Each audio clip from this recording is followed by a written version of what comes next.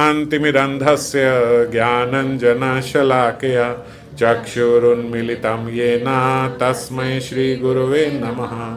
श्रीगौराङ्गा नित्यानन्द श्री अद्वैतचन्द्र गदाधर श्रीवासादि गौरभक्तवृन्दा वाञ्छाकल्पतरुभ्यश्च कृपा सिन्धुभ्य एव च पतितानां पावनेभ्यो वैष्णवेभ्यो नमो नमः।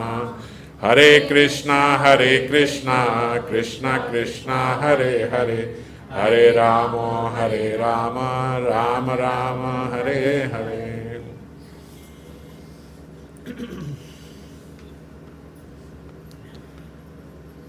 नरहरि सरकार और इन सबको ही बस यही हमने सत्रकांत किया था, सबको दिया था।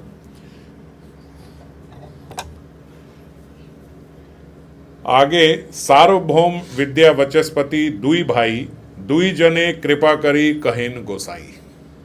ये दो भाई हैं, सार्वभौम और विद्या वचस्पति। विद्या वचस्पति ने आगे जाके सनातन गोस्वामी को रस शास्त्र समझाए, लीलाएं सनातन गोस्वामी ने इनसे ये सब समझा, और इसीलिए जो सनातन गोस्वामी के दीक्षा गुरु हैं वो विद्या वचस्पति रहे। ये वही विद्या वचस्पति हैं, सार्वभौम भट्टाचार्य के भाई हैं ये। तो इन दोनों भाइयों को महाप्रभु ने आज्ञा दी, दारू जल रूपे कृष्ण प्रकट संपत्ति दर्शन स्नाने करे जीवेर मुक्ति। दारू भ्रम रूपे साक्षात श्री पुरुषोत्तम भगीरथी है साक्षात जल भ्रम सम। हाँ, ये जो गंगा का होता है। तो दारू जल रूपे कृष्ण प्रकट संपत्ति, इस धराधाम पे भगवान बोल रहे हैं कि दो रूप में इस समय साक्षात कृष्ण यहाँ पे प्रकट हुए हैं। एक दारू मानी लकड़ी, जो जिनके जगन्नाथ जी बने हुए हैं, है ना, वुडन जो जगन्नाथ जी हैं, तो उनको दारू ब्रह्म बोलते हैं जगन्नाथ जी को। दारू ब्रह्म मतलब जो लकड़ी के साक्षात हरि। तो दारू और जल दो रूप में श्रीमन महाप्रभु कह रहे हैं कि यहाँ पे कृष्ण साक्षात प्रकट हैं। दर्शन स्नाने करे जीवेर मुक्ति, इनके दर्शन करके, जो दारू रूप में है उनके दर्शन करके, जो जल रूप में है उसके स्नान करके जीव की मुक्ति हो रही है। दारू भ्रम रूपे साक्षात श्री पुरुषोत्तम। दारू भ्रम रूप में कौन है? साक्षात श्री जगन्नाथ यहाँ पे हैं। और भगीरथी है साक्षात जल भ्रम सब। और भगीरथी जो है यानी गंगा जो है वो यहाँ पे साक्षात जल भ्रम है। वो दारू भ्रम है और इनको जल भ्रम कहा गया कि ये भी साक्षात हरि ही है। तो इसीलिए आप दोनों जो हैं, सार्वभौम करे दारू भ्रम आराधन, वचस्पति करे जल ब्रह्मेर सेवन। दोनों भाइयों को अलग अलग सेवा दी। सार्वभौम भट्टाचार्य को बोला आप जगन्नाथ जी की सेवा करोगे, और वचस्पति को बोला आप जल ब्रह्मेर सेवन, आप जो है गंगा माता की सेवा करोगे। अब देखो यहाँ पे भी वही है, दोनों भाई हैं ना, दोनों को अलग अलग रूप से सेवा दी। उनको बोला आप जगन्नाथ जी की सेवा करो और आप गंगा जी की सेवा करो। तो दोनों एक ही घर में रह रहे हैं, तो दोनों की सेवा आराधना हो जाएगी। मुरारी गुप्तेर प्रभु करी आलिंगन, तार भक्ति निष्ठ कहेन सुने भक्तगण। मुरारी गुप्त जो थे उनको गले लगा लिया श्रीमन महाप्रभु ने, और उनको बोला कि आपकी जो भक्ति निष्ठा है ये मैं कहूँ और सारे भक्त इसको सुनेंगे कि इनकी कैसी भक्ति में निष्ठा है। किनकी? मुरारी गुप्त की। पूर्वे आमी इहार लोभाइला बार बार परम मधुर गुप्त व्रजेंद्र कुमार। मैंने बार बार ये जो मुरारी गुप्त है इनको लुभाने की कोशिश करी कि परम मधुर जो हैं वो साक्षात श्री कृष्ण ही हैं, व्रजेंद्र कुमार। साक्षात श्री कृष्ण जो हैं ये परम मधुर मूर्ति हैं, आप इनकी आराधना किया करो। मुरारी गुप्त जो हैं ये राम जी की आराधना करते थे, ये श्री राम जी इनके इष्ट थे। तो महाप्रभु इन्हें कहते थे कृष्ण भक्ति किया करो। कृष्ण भक्ति जो है ये सबसे मधुर स्वरूप भगवान का है। मधुर चरित्र कृष्णेर मधुर विलास, चातुर्य वैदग्ध करे यार लीला रास। अरे वो बोलते कि देखो ना इनका जो चरित्र है ये कितना मधुर है, इनकी जो लीला है वो कितनी मधुर है। मधुर इनका चरित्र और कृष्णेर मधुर विलास, और ये कितने एक्सपर्ट हैं। चातुर्य वैदग्ध, ये चातुर्य कितनी, जब राम जी को हम देखते हैं एकदम सीधे हैं, लेकिन कृष्ण की अगर लीला देखते हैं तो वो कितने चालाक, कितने चतुर, क्या क्या कर रहे हैं। तो बोलते देखो चतुर्वैदिक दे, तो आप इनकी और इनका जो लीला रस है सब है, इनका आस्वादन ज़्यादा है। तो आप राम जी को छोड़ के कृष्ण का भजन किया करो। ऐसा मुरारी गुप्त को एक दिन महाप्रभु ने पकड़ लिया कि भैया तुम उनकी नहीं करोगे, तुम कृष्ण की करोगे। सही कृष्ण भज तुम्ही हौ कृष्ण राय, कृष्ण बिना अन्य उपासना मन नहीं लाए। कृष्ण के बिना और किसी की उपासना से मन भरता नहीं है, इसलिए आप कृष्ण आश्रय ही लो।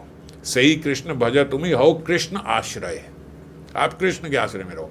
आप राम जी का नहीं, आप कृष्ण जी का भजन किया करो। महाप्रभु उनको ऐसा बोल रहे हैं। आमार कहेन आमी तुम्हार किंकर, तुम्हार आज्ञा करी आमी नाही स्वतंत्र। मुरारी गुप्त कहते हैं कि देखो श्रीमन महाप्रभु को, आप जो हैं मैं आपका दास हूँ, आप जो भी कह रहे हो मुझे मानना ही है, क्योंकि मैं आपका दास हूँ। आमी तुम्हार किंकर, तुम्हार आज्ञा करी आमी नाही स्वतंत्र। आप जो आज्ञा करोगे मुझे वही करना है, मैं स्वतंत्र नहीं हूँ, मैं आपका दास हूँ। इसके बाद मुरारी गुप्त जो है, जब बार बार महाप्रभु ये सब कह रहे थे तो वो ये बोल के कि मैं स्वतंत्र तो हूँ नहीं, मैं तो आपका दास हूँ, जो आप कहोगे मुझे वही करना है, ऐसा कह के मुरारी गुप्त जो है वहाँ से चले गए। रात्रि के समय अपने घर में सोने लगे तो नींद नहीं आ रही। बार बार उनके दिमाग में यही चल रहा है कि महाप्रभु ने मेरे को बोला था, मैं कैसे छोड़ूं, मैं राम जी को कैसे छोड़ूं, मैं तो अब जीवन भर से जिनके जो इष्ट रहे हैं, अचानक से उन्हें कहे कि आप इनको छोड़ के इनका भजन करो, है ना। अब हमें को बोले नहीं भैया, आप कृष्ण की, राधा रानी की भक्ति छोड़ के आप जो है गणेश जी की भक्ति करो, अब आप माता रानी की भक्ति करो। अब एकदम से कैसे जाएँ भैया, जहाँ हमारा मन है वहीं लगेगा। केमन छाड़ी व रघुनाथेर चरण, आज ही रात्रे प्रभु मोर करन मरन। वो बोल रहे, हे प्रभु मेरे पे ऐसी कृपा करो, मैं बड़ा प्रयास करके भी रामचंद्र जी को तो छोड़ नहीं पाऊंगा, आप मेरे पे ऐसी कृपा करो कि आज रात को ही मैं मर जाऊं, मुझे सुबह उठ के महाप्रभु के सामने जाना ही ना पड़े, क्योंकि मैं उन्हें कैसे बोलूँगा कि भाई मैं आपकी बात नहीं मान सकता, मैं उनकी बात भी नहीं टाल सकता और मैं अपने रामचंद्र को भी नहीं छोड़ सकता। तो वो भगवान से प्रार्थना कर रहे हैं कि आज रात मैं मर ही जाऊँ तो अच्छा है, मैं बच जाऊंगा इससे। यही मत सर्व रात्रि करेन क्रंदन, सारी रात रोते रहे और यही सोचते रहे कि मैं आज मर जाऊं। प्रातः काले आसी मोर धारिला चरण, कांदिते कांदिते किछु करे निवेदन। अब श्रीमन महाप्रभु ये बता रहे हैं ना सब भक्तों को, तो बोले रात भर ही ऐसे सोचते रहे और सुबह मेरे पास आए। प्रातः काले आसी मोर धारिला चरण, सुबह सुबह ये मुरारी गुप्त मेरे पास आए और मेरे चरण पकड़ लिए। कांदिते कांदिते, रोते रोते किछु करे निवेदन, रोते रोते निवेदन कर रहे हैं। रघुनाथेर पाए मुई वेची याचो माथा। बोल रहे हैं रघुनाथ जी को तो मैंने अपना ये माथा बेच दिया, ये सर मैंने रघुनाथ जी के चरणों में डाल दिया है। महाप्रभु को बोल रहे हैं। काढ़ीते ना पारी माथा, माने पाई व्यथा। मैंने बहुत प्रयास किया प्रभु, पर मैं ये अपना माथा अब उनके चरणों से उठा नहीं पा रहा हूँ। ये सर मैंने उनके चरणों में दे दिया, अब मैं उनके चरणों से उठा नहीं पा रहा हूँ। मैंने बड़ा प्रयास किया, बड़ी मन में व्यथा हुई, लेकिन ये मैं वहाँ से उठा नहीं पा रहा। श्री रघुनाथ चरण छारण ना आए, मेरे से नहीं होगा कि मैं उनके चरण छोड़ दूं। तब आज्ञा भंग हराए की करो न उपाय, और आपकी आज्ञा में भंग करूं ये भी मैं नहीं कर सकता। तो अब आप ही मेरा समाधान करो कि मैं क्या उपाय करूं, इसका क्या उपाय है। अब भक्त जो है धर्म संकट में फंस गया, साक्षात हरि सामने है, वो कह रहे हैं, अब वो कह रहे हैं मेरे इस रूप का करो, क्योंकि कृष्ण राम महाप्रभु कोई भेद थोड़ी है इनमें। अब महाप्रभु कह रहे हैं कि राम जी का नहीं, मेरे कृष्ण रूप का करो, और वो कह रहे हैं कि मैं राम रूप में आपके चरणों में अपना माथा दे चुका हूँ, अब मैं उसे उठा नहीं सकता। आप कह रहे हो उनकी करो, वो मैं कर नहीं पा रहा, आपकी आज्ञा भंग भी नहीं कर सकता, तो अब मैं क्या करूँ, इसका उपाय आप ही मुझे बताओ। ताते मोर यही कृपा कर दयामय, तुम्हार आज्ञा मृत्यु हौक यौक संशय। अब इसका एक ही इलाज है, आप मेरे पे ऐसी कृपा करो कि मैं मर जाऊं, समझ रहे हो, मैं यहीं पे मेरे प्राण निकल जाएं, छूट जाएं, ताकि आपकी अवज्ञा का पाप भी मुझे ना लगे और रामचंद्र जी से मैं अलग भी ना हो पाऊं, विलग भी ना हो पाऊं, वहीं मेरे माथा भी वहीं रहे। एता सुनी आमी बड़ा मने सुख पाइलू। श्रीमन महाप्रभु बता रहे हैं, एता सुनी आमी बड़ा मन सुख पाइलू, ये सुन के मेरे मन को बड़ा सुख हुआ। जेहार उठान तबे आलिंगन काइलू, उठाते ही उनको आलिंगन कर ले। किनको? मुरारी गुप्त को। मुरारी गुप्त को उठाया और गले से लगा लिए। साधु साधु गुप्त, श्रीमन महाप्रभु बोले साधु साधु साधु साधु, ऐसे बोलते ना जब किसी जय जय जय जय जय हो उनकी वो करते। साधु साधु गुप्त तुम्हार सुदृढ़ भजन, आमार वचन एहा तुम्हार ना टाइला मन। टालिला मन। मेरे वचन भी तुम्हारे मन को टाल नहीं सके, तुम्हारे भक्ति को टाल नहीं सके, उसको हटा नहीं सके। इतना दृढ़ तुम्हारा मन जो है मेरे राम रूप में लग गया है। महाप्रभु तो ऐसे नहीं बोल रहे मेरे राम रूप में, वो तो ऐसे ही कह रहे श्री राम चरणों में आपका ऐसा जो मन लग गया है। यही मत सेवक एर प्रीति चाही प्रभु पाए, प्रभु छाड़े लेहा पड़ छाड़न ना जाए।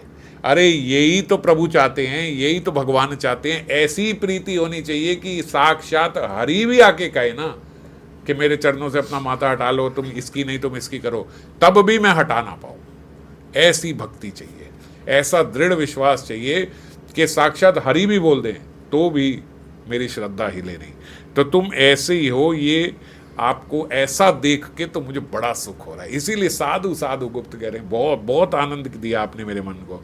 अब उनको बता रहे हैं तुम कौन हो? साक्षात हनुमान तुम्ही श्री राम किंकर। अरे मुरारी गुप्त तुम हनुमान ही हो, तुम कैसे हट सकते हो श्री राम जी से? मैं तो तुम्हारी श्रद्धा देखने के लिए ऐसे करा था। तुम्ही केन छाड़ी बे तार चरण कमल। हनुमान जी राम जी को कैसे छोड़ सकते हैं? तो साक्षात हनुमान तुम्ही श्री राम किंकर। सेई मुरारी गुप्त एई मोर प्राण सम। सब भक्तों को बता रहे हैं कि ये मुरारी गुप्त जो है ये मुझे मेरे प्राणों की तरफ प्रिय है। मोर प्राण सम एहार दैन्य सुनी मोर फाटाए जीवन। इनका दैन्य देख के मेरा मन फटता है, कितना दैन्य इनके भीतर है। जबकि ये कौन है? साक्षात हनुमान के अवतार हैं मुरारी गुप्त। तबे वासुदेव प्रभु करी आलिंगन। अब वासुदेव को बुलाया, वासुदेव करी आलिंगन तार गुण कहे हन सहस्र वदन। ऐसे लगता है जैसे वासुदेव के गुण बताते हुए, वासुदेव दत्त इनके गुण बताते हुए महाप्रभु के जैसे हजार हजार मुख हो गए हों, अपने हजार मुख से बताए हैं। निज गुण सुनी दत्त मन लज्जा पाइया। जैसे ही उनके गुण बोलने लगे और बता रहे हैं तो वासुदेव दत्त जो हैं इनको बहुत एम्बेरसमेंट फील हुई। इन्होंने महाप्रभु के चरण पकड़ लिए। जगत तारीते प्रभु तुम्हार अवतार, मोर निवेदन एक कर अंगीकार। हे प्रभु, जगत तारीते प्रभु तुम्हार अवतार। इस सारे जगत को तारने के लिए ही तो आपने ये अवतार लिया है ना। जगत तारीते तुम्हारा अवतार, इस जगत को तारने के लिए आपने अवतार लिया है। मोर निवेदन एक करिए अंगीकार। मेरा एक निवेदन मान लो। महाप्रभु उनके गुणों का बखान कर रहे हैं, उन्होंने उनको चुप करा के चरण पकड़ लिए। प्रभु मेरा एक निवेदन मान लो। आप इस धराधाम पे सबको तारने के लिए आए हो। करीते सामर्थ्य तुम्ही हो दयामय। आप दयामय हो, आप समर्थ हो, आप ये कर सकते हो। मेरी एक बात मान लो। जीवेर दुख देखी मोर हृदय बिदरे। ये सारे जीवों का दुख देख के मेरा हृदय जो है वो बड़ा पीड़ित होता है। वासुदेव दत्त बोल रहे हैं। सर्व जीवेर पाप प्रभु देहा मोर शिरे। इस जगत में जितने भी जीव हैं उनके जितने भी पाप हैं प्रभु वो सारे मुझे दे दो। ये निवेदन कर रहे हैं श्रीमान महाप्रभु के चरणों को पकड़ के वासुदेव दत्त। हम अपने किसी बहुत प्रिय को भी जानते हो ये हमारा बहुत प्रिय है, तो भी अगर कहे ना इसके सारे पाप तुझे लग जाएं, हालत खराब हो जाएगी हमारी कि यार उसको बोले भाई तू सुधर जाना यार, तू ही ठीक हो जा, मेरे को क्यों दे रहा है ना। हम लोग ऐसे हो जाएंगे कि भाई मैं मेरे अपने इतने सारे हैं, मैं क्या करूँगा, मेरे तो खुद इतने पाप है। और वासुदेव दत्त बोल रहे हैं इस जगत में जितने जीव हैं उनके जितने पाप हैं वो सारे मुझे दे दो। जीवेर पाप लैया मुई करो नरक भोग, और मुझे नरक में भेज दो। इन सारे जीवों के पाप मैं नरक में भोग लूंगा। सकल जीवेर प्रभु घुचा भाव रोग, और इन सब को सकल जीवेर प्रभु घुचा भाव रोग, इन सब का भाव रोग खत्म कर दो, और इन सब के पाप मुझे देके मुझे नरक भोग आप दे दो। एता सुनी महाप्रभु चित्त द्रविला, अश्रु कंप स्वर भंगे कहिते लागिला। कितना द्रवित हो गया महाप्रभु का हृदय, कितना द्रवित, देख रहे हो, इतना द्रवित कि एता सुनी महाप्रभु चित्त द्रविला, अश्रु का, महाप्रभु के अश्रु निकलने लगे। महाप्रभु का देह जो है वो कांपने लगा, इतने द्रवित हो गए महाप्रभु, प्रेम से ऐसे द्रवित हो गए, उनका शरीर कांपने लगा, आवाज उनकी जो है लड़खड़ाने लगी। स्वर भंगे कहिते लागी था, तुम्हार विचित्र नाहे तुम्ही। ये तुम्हारे लिए कोई अजीब बात नहीं है तुम जो ये बात बोल रहे हो, साक्षात प्रहलाद हो आप। वासुदेव दत्त जो हैं ये प्रहलाद हैं। प्रहलाद महाराज जी ने भी नरसिंह भगवान से यही प्रार्थना करी थी तो इसीलिए बोल रहे हैं आप ये प्रार्थना कर रहे हो, आपके लिए विचित्र नहीं है, क्योंकि तुम ही साक्षात प्रहलाद, तुम्हार ऊपर एक कृष्ण संपूर्ण प्रसाद। कृष्ण की बहुत बहुत आप पे कृपा है। कृष्ण से ही सत्य करे, यही मागे भृत्य, भृत्य वांछा पूर्ति बिनु नाही अन्य कृत्य है। कृष्ण से ही सत्य करे, यही मागे भृत्य। भाई जो उनका दास है वो ये चाहता है कि कृष्ण उनकी बात माने, जो वो प्रार्थना कर रहे हैं भगवान उनकी बात माने। भृत्य वांछा पूर्ति बिनु नाही अन्य कृत्य, तो वो बोल रहे कृष्ण के पास भी और कोई काम नहीं है, उनका भी यही कार्य है कि जो भक्त उनसे मांग रहा है वो उनकी वांछा पूरी करे। अगर आप चाहते हो कि भगवान, श्री राधे, अगर आप चाहते हो कि भगवान आपकी इच्छा पूरी करे, तो वो बोल रहे हैं भगवान के पास भी और कोई काम नहीं है, वो भी यही चाहते हैं कि मैं अपने भक्त की सारी इच्छाएं पूरी करूं। तो ब्रह्मांड जीवेर तुम्ही वांछिले निस्तार, ये सारे ब्रह्मांड के जीवों का कल्याण हो जाए, ये आपने मांगा है। बिना पाप भोगे हबे सबर उद्धार, तुम्हें सबका पाप भोगने की जरूरत नहीं है, तुमने ये मांग लिया कि इस ब्रह्मांड के सारे जीवों का उद्धार हो जाए, तथास्तु इस संसार के सारे जीवों का उद्धार हो जाएगा। इसीलिए ऐसा कहा जाता है कि जिस समय महाप्रभु थे उस समय के जितने भी जीव उस समय इस पृथ्वी पे थे वो सब के सब भगवत धाम जाएंगे, गए हैं सब, वासुदेव दत्त की कृपा से। वासुदेव दत्त ने कहा इस समय यहां जितने हैं सबको ले चलो। महाप्रभु ने उन्हें कहा मैं सबको ले चलूंगा, पर तुम्हें नरक नहीं भोगना पड़ेगा, इन सब के पाप तुम्हें नहीं लेने पड़ेंगे। तुम क्यों सबके पाप भुगतोगे भाई, तुम्हें क्या जरूरत है, तुम्हें यार हित वांछा से हैला वैष्णव, तुमने इन सब का हित चाहा, यही वैष्णव की निशानी है। वैष्णवेर पाप कृष्ण दूर करे सब, और वैष्णव अगर आप हो तो वैष्णव के पाप सारे कृष्ण खुद दूर कर देते हैं। तो इसलिए सारे पाप खत्म हो गए, ये सारे ब्रह्मांड के सारे जीवों के सारे पाप खत्म हो गए। तुमने जब ये कहा कि सारे पाप मुझे दे दो, तो तुम्हारे जैसे वैष्णव के सारे पाप तो कृष्ण वैसे ही खत्म कर देते हैं, और उन सब के तुमने खत्म कर दिए, तो इस ब्रह्मांड के जितने जीव हैं उन सब के पाप खत्म हो गए। तुम्हार इच्छा मात्र हबे ब्रह्मांड मोचन, केवल तुम्हारी इच्छा मात्र से ये ब्रह्मांड का कल्याण हो जाएगा।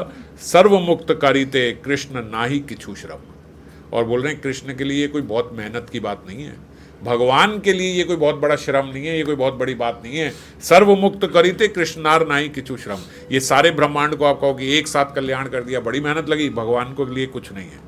एका उदुम्बर वृक्षे लागे कोटि फले, कोटि ये ब्रह्मांड भाषे विरजार जले। एक उदुम्बर वृक्ष होता है, उसके बड़े छोटे छोटे फल होते हैं, ऐसे गुच्छे लगे होते हैं फल के, मतलब एक गुच्छे में ही समझ लो ऐसे 1000 फल होगा।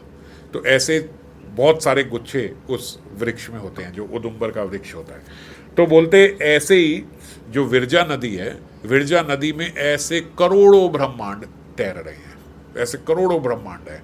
तो उन करोड़ों ब्रह्मांड में से अब जैसे उस वृक्ष के, उदुम्बर वृक्ष के इतने सारे फल, इतने सारे हजार फलों का छोटे छोटे से फल होते हैं, इतने से दाने से होते हैं, उनका गुच्छा होता है। तो ऐसे कई हजार उस फल में, विशाल वृक्ष में गुच्छे होते हैं, तो कितने सारे हुए, उसमें से एक फल निकल के कहीं चला जाए तो कोई फर्क पड़ता है क्या। तो ऐसे ही बोल रहे, ऐसे ही इतने सारे ब्रह्मांड विरजा नदी में तैर रहे हैं। अगर एक ब्रह्मांड के सारे जीव मुक्ति पा जाएं तो इससे कृष्ण को कोई फर्क नहीं पड़ता। ये बहुत, इससे ऐसा नहीं है कि ये खाली हो जाएगा, ये सब हो जाएगा, इससे कोई फर्क नहीं पड़ता। जैसे बाबा एक बार बता रहे थे कि एक ब्रह्मांड को खाली करना भगवान के लिए ऐसे है जैसे समुद्र में से एक लोटा जल निकाल लिया, तो एक लोटा जल निकाल लिया तो समुद्र को क्या फर्क पड़ा। तो ऐसे ही बोलते इतने बड़े ब्रह्मांड में से उस समय जो जिस जगह पे, जिस ब्रह्मांड में महाप्रभु थे, उसके सारे जीवों को निकाल के वो ले गए, तो ये उनके लिए कोई बड़ी बात नहीं है, बहुत छोटी सी बात है।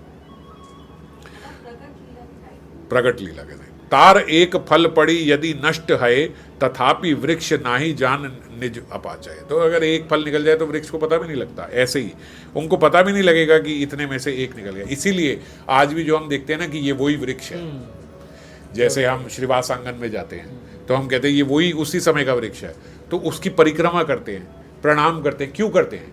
क्योंकि ये भगवत धाम जाएगा। उस समय के जितने जीव हैं वो जहाँ जब भी जाएंगे वो भगवत धाम जाएंगे।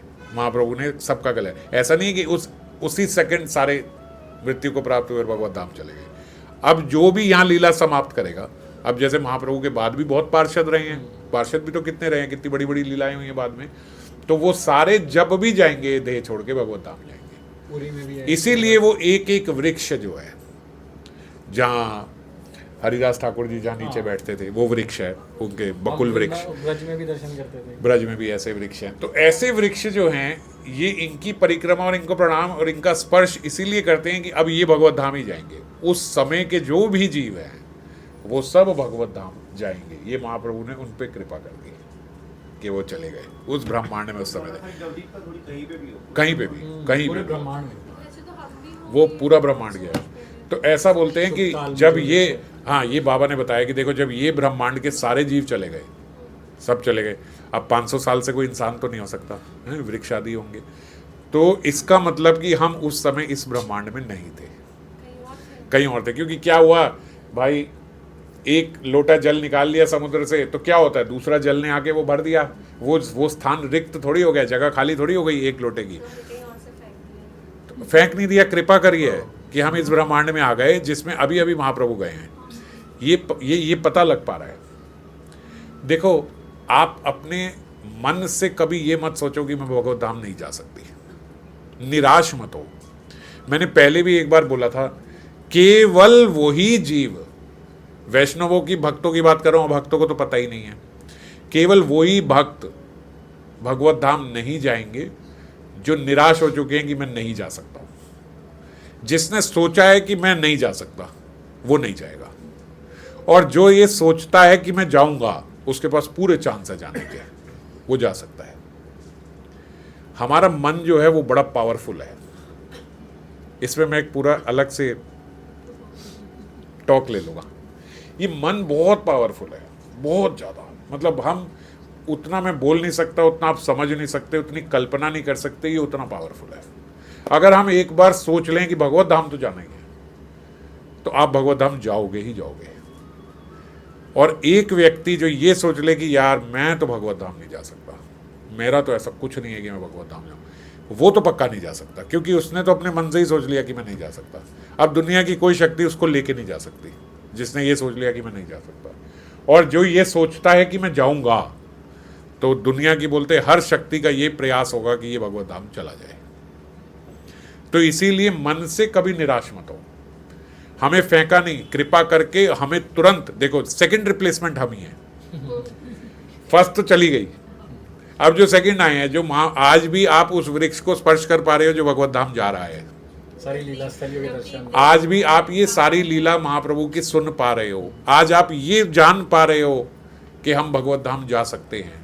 हमने कहाँ जाना है आपको ये पता है, आपका क्या स्वरूप है आपको ये तक पता है। अब बताओ क्या पता करना बाकी है। अगर अब किसी की ट्यूनिंग ठीक करनी है तो हमें अपनी करनी है। क्या करनी है वो भी आज इस सत्र में आगे आएगा ही, अमोघ जी की कृपा से। हाँ हाँ, वो फॉर्च्यून की तो कोई कमी नहीं है, सौभाग्य की तो कोई कमी नहीं है। एई मत सर्व भक्तेर कही सब गुण, सबेर विदाए दिला करी आलिंगन। सबको विदा करते हुए महाप्रभु ने सबका आलिंगन करते हुए सबको विदा करा। एई मत सर्व भक्तेर कहीं सब गुण, इसी मत के साथ सारे भक्तों के गुण जो है वो महाप्रभु एक एक करके बता रहे हैं। और सबेर विदाए दिला करी आलिंगन, सबको विदा करते हुए आलिंगन कर रहे हैं, या आलिंगन करते हुए सबको विदा कर रहे हैं। प्रभुर विच्छेदे भक्त करेन रोदन, भक्तेर विच्छेदे प्रभु विशन हैला मन। सारे भक्त जो है वो रो रहे हैं, प्रभु से अब अलग हो रहे हैं, विलग हो रहे हैं उनसे, विच्छेद में उनके। और प्रभु भी जो है उनका भी मन जो है वो बहुत उदास हो रहा है, क्योंकि अब आज सारे भक्त जा रहे हैं। गदाधर पंडित रहीला प्रभुर पासे, गदाधर पंडित नहीं गए, वो प्रभु के पास ही रहे। क्योंकि गदाधर पंडित को महाप्रभु ने कहा कि अच्छा आप भी जाइए। गदाधर पंडित ने कहा प्रभु मैंने तो यहाँ आते ही क्षेत्र संन्यास ले लिया था। तो उन्होंने कहा क्या मतलब, कह रहे कि मतलब मैंने अब सोच लिया है, क्षेत्र संन्यास हो गया मेरा, तो यहाँ आते ही मैंने जगन्नाथ जी के समक्ष क्षेत्र संन्यास ले लिया। क्षेत्र संन्यास होता है कि अब मैं इस क्षेत्र से बाहर कभी नहीं जाऊँगा। तो जगह वो जो ये गदाधर पंडित है, बोले इन्होंने तो बड़े अच्छे से जब वो सबको विदा कर रहे थे ये पहले ही साइड हो गए कि मैंने क्षेत्र संन्यास ले लिया, मैं तो यहाँ से जाऊँगा ही नहीं, मुझे तो यही रहना है, तो अब आप बाकी सबको आप भेजो। तो यमेश्वरे प्रभु यार कोरैला आवासे, यमेश्वर जगह है वहाँ पे प्रभु ने उनके आवास का, उनके रहने का इंतज़ाम करा। गदाधर पंडित वहीं पे रहे फिर, और वही उनके जो टोटा गोपीनाथ जी उनके विग्रह हैं जो कि बड़े प्रचलित हम लोग देखते हैं। गोपीनाथ जी खड़े हुए थे और गदाधर पंडित की सेवा से इतने प्रसन्न थे जो गोपीनाथ जी थे कि उनकी हाइट बढ़ती जा रही थी।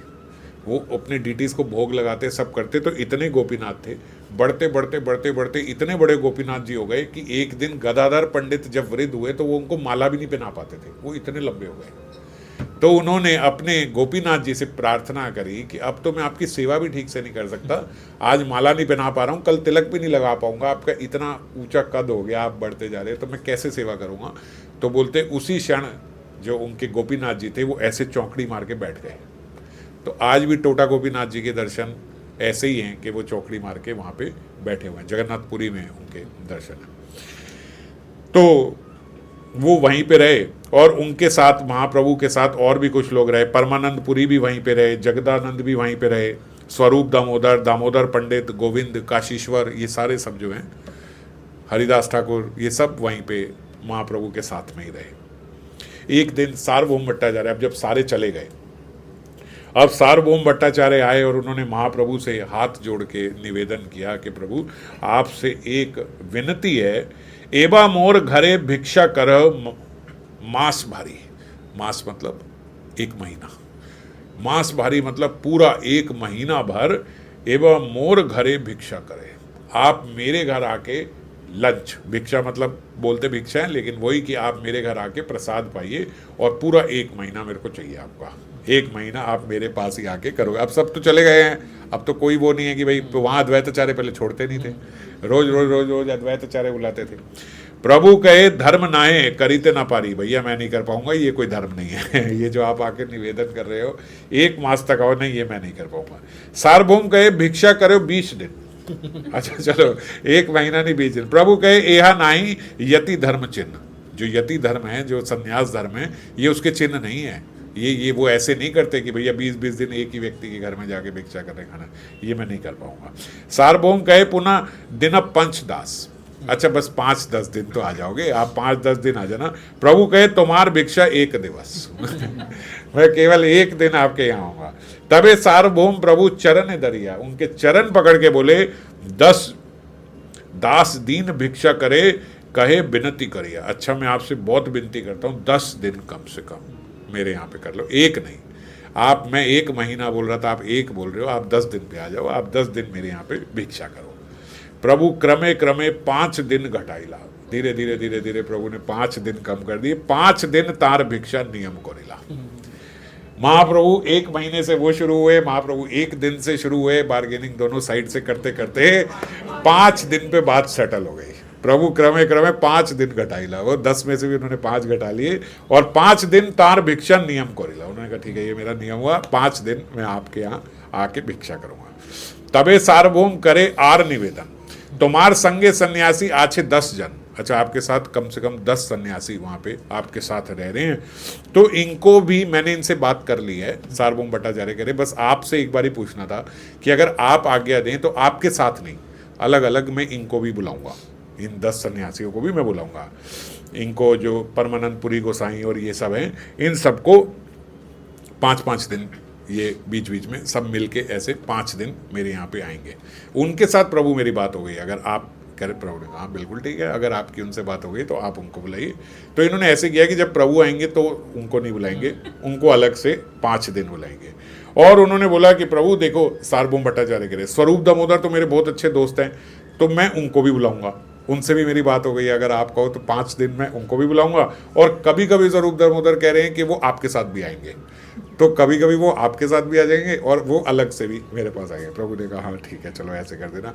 तो और अलग से फिर वो बोल रहे तो मैं ऐसा करूँगा कि स्वरूप दामोदर को भी बुलाऊंगा, आपके साथ भी बुलाऊंगा, और जो बाकी जो 8 रह गए हैं ना, जो और रह गए, परमानंदपुरी और ये तो हो गए, और परमानंदपुरी से उनकी बात हो गई थी कि 5 दिन वो आएंगे। स्वरूप दामोदर से बात हो गई थी कि वो ऐसे भी आएंगे और वैसे भी आएंगे, और बाकी जो 8 रह गए उनको मैं 2-2 दिन बुलाऊंगा, तो लगभग 16 दिन में उनका आराम से हो जाएगा। प्रभु ने कहा हाँ ठीक है।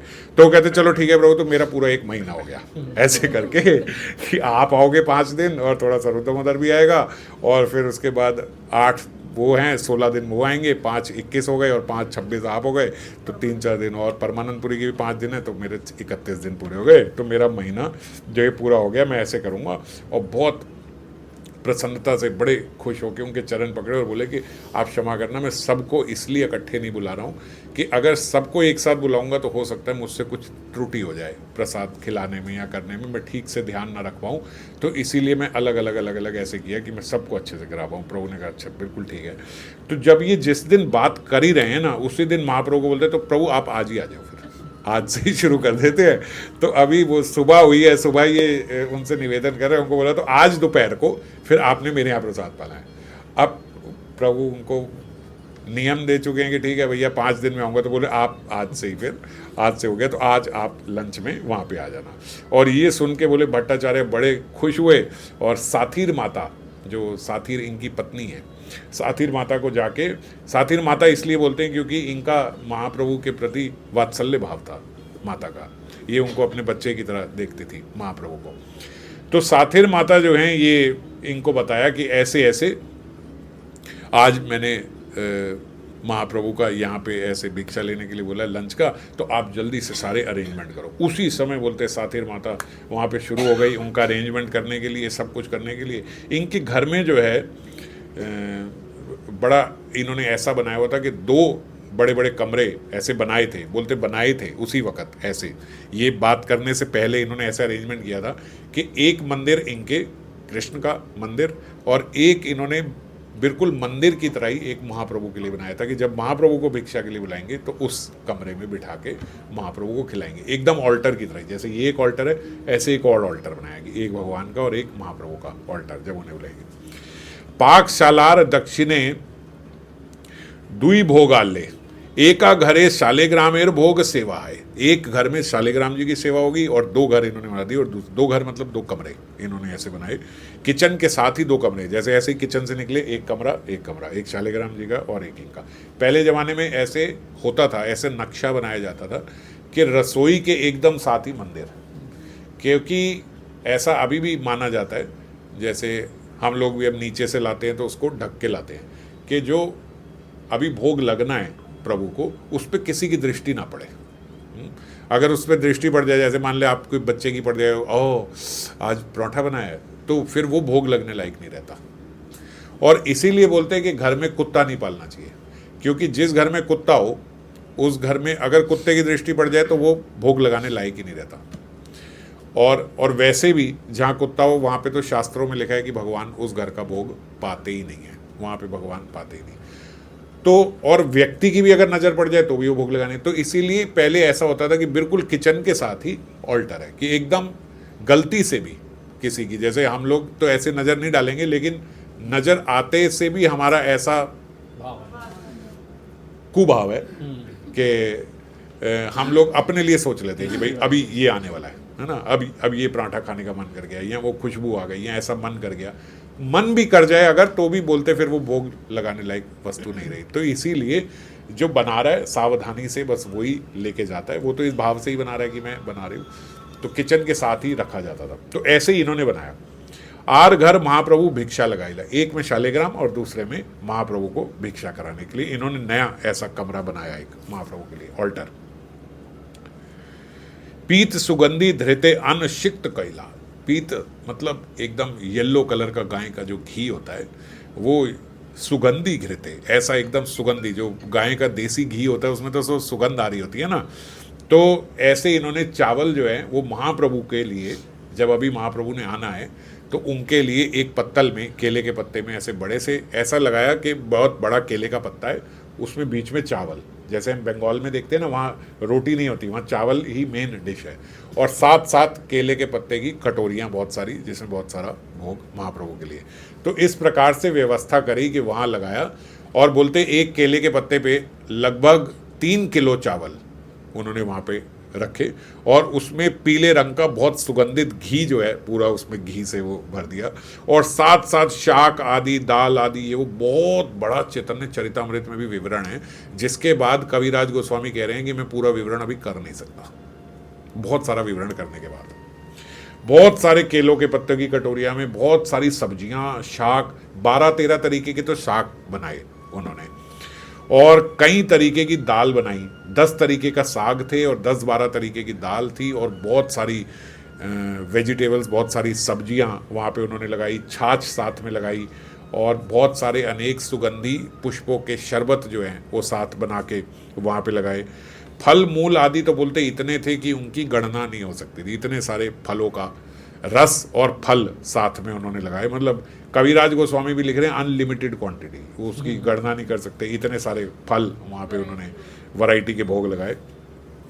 और उड़द दाल, मूंग दाल, ये सब बोलते एकदम ऐसे कि अमृत को भी पीछे छोड़ दे, ऐसा उन्होंने घी के साथ सारा प्रसाद बनाया, और 5-6 तरीके के आगे चूर्ण रखे कि ये खाने के बाद चूर्ण ये वो पाएंगे, इतना सब। और फिर मिठाई की जब बारी आई मीठे की, तो बोले इतना मीठा, इतना मीठा, मतलब ऐसे कोकोनट की वो उसकी नारियल की बर्फ़ी बना के, और खोए की बना के, और ये बना कर वो बहुत सारा, और मीठे चावल बनाए, ये सब बहुत बड़ा विवरण है। मतलब मैं वो सारा पढ़ता जाऊँगा तो 10-15 मिनट लगेंगे ये सारा पढ़ने में, कि इतना सारा उन्होंने वो बनाया। कांजी वड़ा बनाए, जो कांजी वड़ा होते हैं, ये सब जो भी आपके मन में आएगा वो सब वहाँ पे उन्होंने उनके लिए बनाया। और ये सब करने के बाद आम के बहुत सारे वो बनाए उन्होंने, स्वीट डिश बनाई, ये सब किया। ये सब वैरायटी सारी उन्होंने जो बना के, शरबत बना के, सब कुछ करके, उन सब में तुलसी दी, वहीं पे वहीं आसन लगाया प्रभु का, बिल्कुल ऐसे ही जैसे शालिग्राम जी को भोग लगता है, ऐसे ही वहाँ आसन लगा के वहाँ रख रहा। और इतना सारा भोग जगन्नाथ जी के यहाँ से भी आया, जो जगन्नाथ मंदिर में भोग लगता है वो भी कितना सारा होता है, वो सारा जगन्नाथ मंदिर का जो भोग था, जो उनको भोग लगा था, वो भी सारा प्रसाद रूप में वहाँ पे उनके लिए रखा गया, महाप्रभु के लिए। और महाप्रभु को बुलाया अकेले, कि आप अकेले आओगे, क्योंकि बोला ही उन्होंने कि और कोई साथ में नहीं आएगा, तो उनको बुलाया। अब महाप्रभु थोड़ा तो बोलते, महाप्रभु जानते ही थे सार्वभौम भट्टाचार्य को कि भाई ये भिक्षा कर रहा है, तो ऐसे नहीं है कि 2 कटोरी दाल और 1 चावल होगा, ऐसा तो नहीं होगा जब सार्वभौम बुलाया था। अब भट्टाचार्य ने पहले प्रभु आए तो प्रभु के चरण जो है धुलाए, और चरण उनके साफ करने के बाद जब वो अंदर आए तो महाप्रभु वो देख के हैरान हो गए कि जो कमरे में जहाँ इसने आसन लगाया है उसके तो 2 नहीं 10 भुजा आगे तक भी सारा प्रसाद पड़ा हुआ है, तो जहाँ आसन है उसके तो आगे तक, इतना आगे तक सारा प्रसाद पड़ा हुआ है, और ऐसा आसन लगा हुआ है। तो क्योंकि वो ऑल्टर था, तो प्रभु को ऐसा लगा, महाप्रभु को ऐसा लगा कि ये ऑल्टर इन्होंने भगवान को ऐसे भोग लगाया है। तो वो देख के महाप्रभु बहुत प्रसन्न हुए कि इतना ऐसे भोग लगाया है, ऐसे भोग लगाते हैं ये अपने घर में। अलौकिक ए सब अन्न व्यंजन, 2 प्रहार भीतरे किछे हाइले रंधन। उन्होंने बोला भाई 2 तो पहर हुए हैं, 5-6 घंटे तो हुए हैं, आपने सुबह बोला था कि मैं करता हूँ और मुझे अभी बुलाया, 5-6 घंटे में इतना सारा भोग कैसे बन सकता है। महाप्रभु बोलते हैं कि 100 आदमी और 100 चूल्हे लगा दिए जाएं तो भी मेरे हिसाब से ये संभव नहीं है कि 100 आदमी 100 चूल्हों में भी इतना सारा प्रसाद बना दे, जितना अकेले सती माता ने ये 6 घंटे में ये व्यवस्था कर दी। देखो ये प्रेम की शक्ति होती है, जब प्रेम से व्यक्ति बनाने लगता है तो वो क्या क्या कर जाता है ये उसको भी नहीं पता, उसकी क्षमता के बाहर वो कार्य कर जाता है जब प्रेम से कार्य करता है। और नहीं तो 2 घंटे पहले किसी को बोलो कि भैया आज क्लास है, अरे अब कैसे सेवा होगी, अब तो एकदम से आपने बोल दिया कि ये अब तो नहीं हो सकती, ये तो नहीं हो सकता, फिर ऐसे हो जाता है। और प्रेम हो तो आदमी 1 मिनट पहले बोले कि भैया 5 मिनट में कोई आ रहा है और को कह रहा है, तो प्रेम है अगर जो आ रहा है उससे, तो फिर सब व्यवस्था 5 मिनट में भी हो जाएगी। तो उनको महाप्रभु ने बोला आप बहुत, सार्वभौम भट्टाचार्य को बोला बहुत बहुत भाग्यशाली हो, और आप इतना सुंदर तरीके से राधा कृष्ण को यहाँ पे भोग लगा रहे हो। उन्हें तो यही था कि ये तो इन्होंने भोग लगाने के लिए यहाँ पे लिखा है। और ख़ास करके वो बोल रहे हैं जो चावलों का रंग जो मैं देख रहा हूँ, मतलब समझ लो कैसा पीला घी से जो आपने तर के ये जो चावल बनाए हैं, इसके लिए मैं आपकी कितनी तारीफ करूं वो कम है, कितनी भी प्रशंसा करूं आपकी वो कम रहेगी। आप बहुत बहुत सौभाग्यशाली हो। सार्वभौम भट्टाचार्य वगैरह, कृष्णेर आसन पीठ रख उठाइया, मोर प्रसाद देह भिन्न पतेर करिया। अब उन्होंने बोला देखो ये तो कृष्ण के लिए आपने रखा, ये रखा उन्होंने महाप्रभु के लिए, ये तो आपने कृष्ण के लिए रखा है, ये सब करा है। अब ये आसन जो है कृष्ण का, क्योंकि भगवान को बिठाने के लिए आसन ऐसे रखते हैं। आपने कई मंदिरों में भी ऐसे देखा होगा ना कि जब ऐसे थाली रखते हैं तो साथ में एक आसन भी रखते हैं कि ठाकुर जी जैसे अब हमारे ऑल्टर में पीछे हैं ठाकुर जी, अब कैसे खाएंगे, तो वो भोग की थाली के साथ एक आसन रखते हैं, खाली आसन, कि प्रभु इधर आके बैठेंगे और यहाँ से बैठ के पाएंगे। और स्मरण में ही ऐसे उठा के लाते नहीं है, स्मरण में ऐसे आसन रखते हैं कि वो यहाँ आके बैठ के यहाँ से पाएंगे, तो ऐसा रखा जाता है। तो उन्होंने ऐसा आसन रखा हुआ था, तो उन्होंने कहा कि अच्छा अब ये आसन उठाओ, ये कृष्ण का आसन है और ये जो सारा भोग है इसमें से थोड़ा थोड़ा सब एक पत्तल में मेरे को दे दो ये सब थोड़ा थोड़ा निकाल के। तो भट्टाचार्य बोले कि ये प्रभु जो आप पहले आपने जो ये सब बोला कि आपने इतना किया, ये किया, ये कोई खास बात नहीं है, क्योंकि ये सब जिसने पाना है ये बस उसी की कृपा से संभव होता है। ये सारा जो भोग बना है ना, तो जो पाएगा उसी की कृपा है, उसी की कृपा से हुआ। तो अभी भी ऐसे लग रहा है कि कृष्ण की कृपा से ही ये सब संभव हुआ है। एईता आसने वासी करह भोजन, वो बोल रहे हैं आप इसी आसन में बैठ के आप भोजन करो। प्रभु कहे पूज्य एई कृष्णेर आसन में कैसे बैठ जाऊं भाई, ये तो कृष्ण का आसन है। भट्ट कहे अन्न पीठ समान प्रसाद, भैया जो अन्न है और जो ये है ये एक समान प्रसादी तो है, खाओगे किसका प्रसादी, भगवान का प्रसादी खाओगे ना, तो भगवान का प्रसादी आसन भी है, वो आसन भी आप ग्रहण करो। अन्न खाबे पीठ वासिते कहाँ अपराध, भैया ये क्या गलती हो गई इस आसन से कि अन्न तो आप प्रसादी खा रहे हो मगर ये जो आसन है इसको हटा रहे हो, तो इसको क्यों त्याग रहे हो, इससे क्या गलती हो गई, ये भी प्रसादी है, ये भी ग्रहण करो। प्रभु कहे हाँ चलो भला कही ले, ये भी बात ठीक है ये वो भी प्रसादी, ये भी प्रसादी है, भक्त तो सब कुछ प्रसादी लेता है, तो ठीक है आसन भी प्रसादी है, इस पर बैठ जाते हैं। तो वो उस पर बैठ के जैसे ही बैठे तो उन्होंने कहा अच्छा ठीक है, तब ये तो सब हटा के मुझे एक पत्तल दो भैया जिसमें सब थोड़ा थोड़ा थोड़ा थोड़ा मुझे निकाल के दो।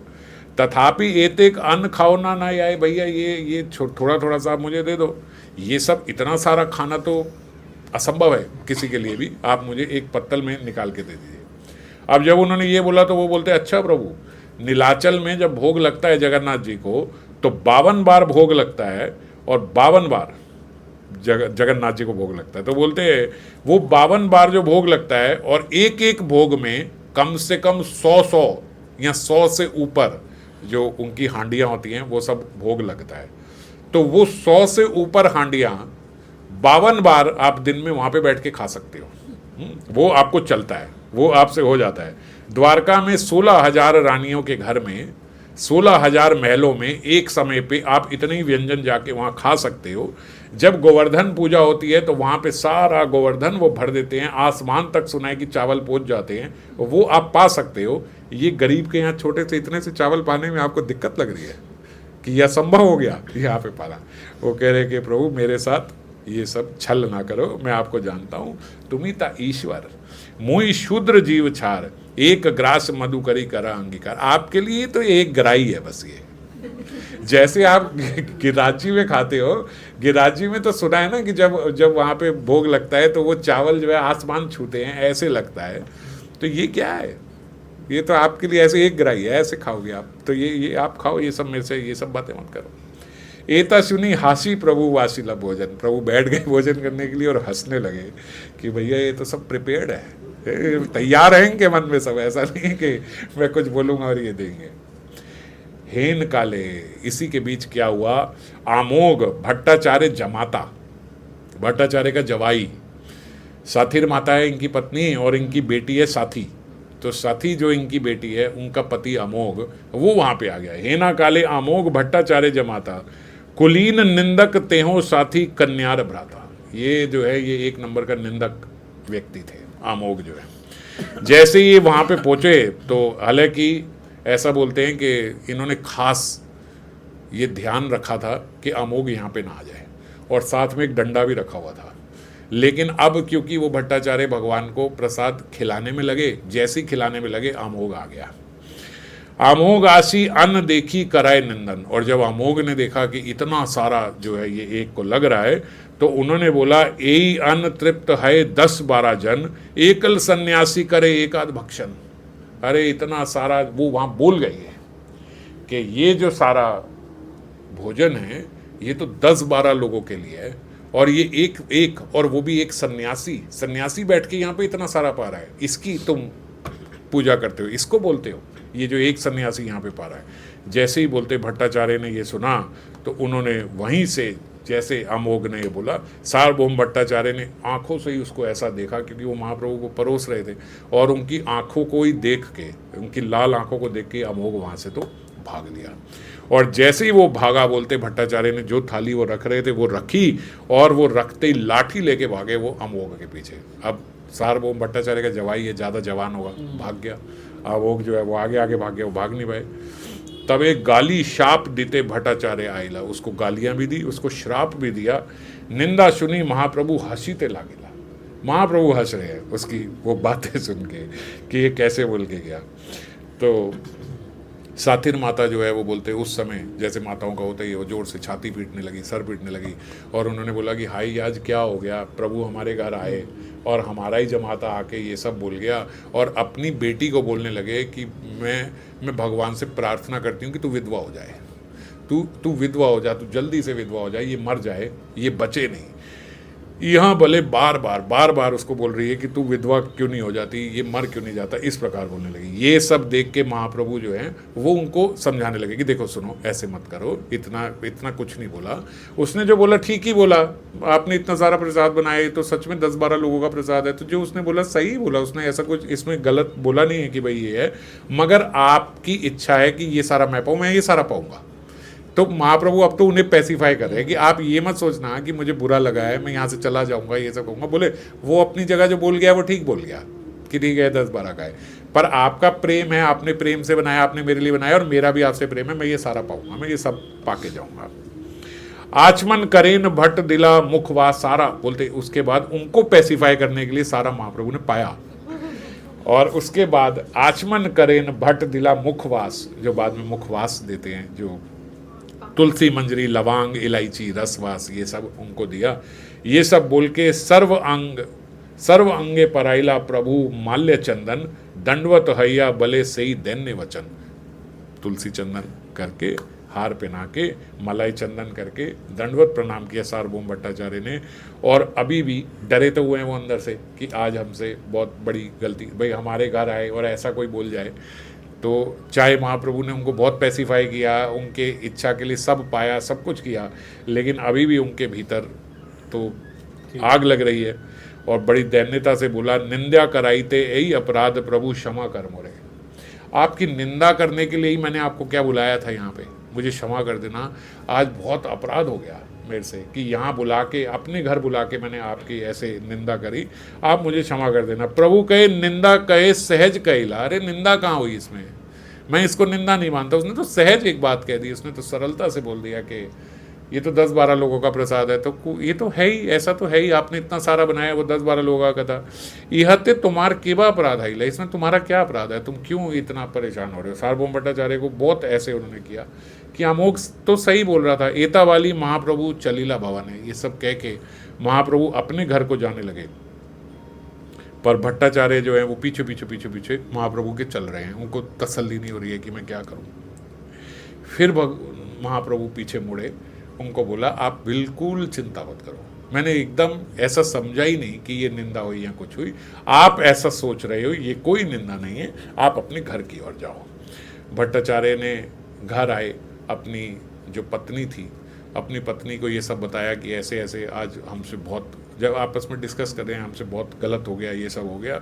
और बोलने लगे कि इसने जो आज ऐसा किया है, आज के बाद सती को बोल देना कि इससे कोई संपर्क ना रखे, छोड़ दे इसको, ऐसे पति को छोड़ देना चाहिए। अपनी बेटी को भी यही बोला कि हमारे पास इसका पश्चाताप करने के लिए भी अब कुछ नहीं है, अब क्या करूं मैं।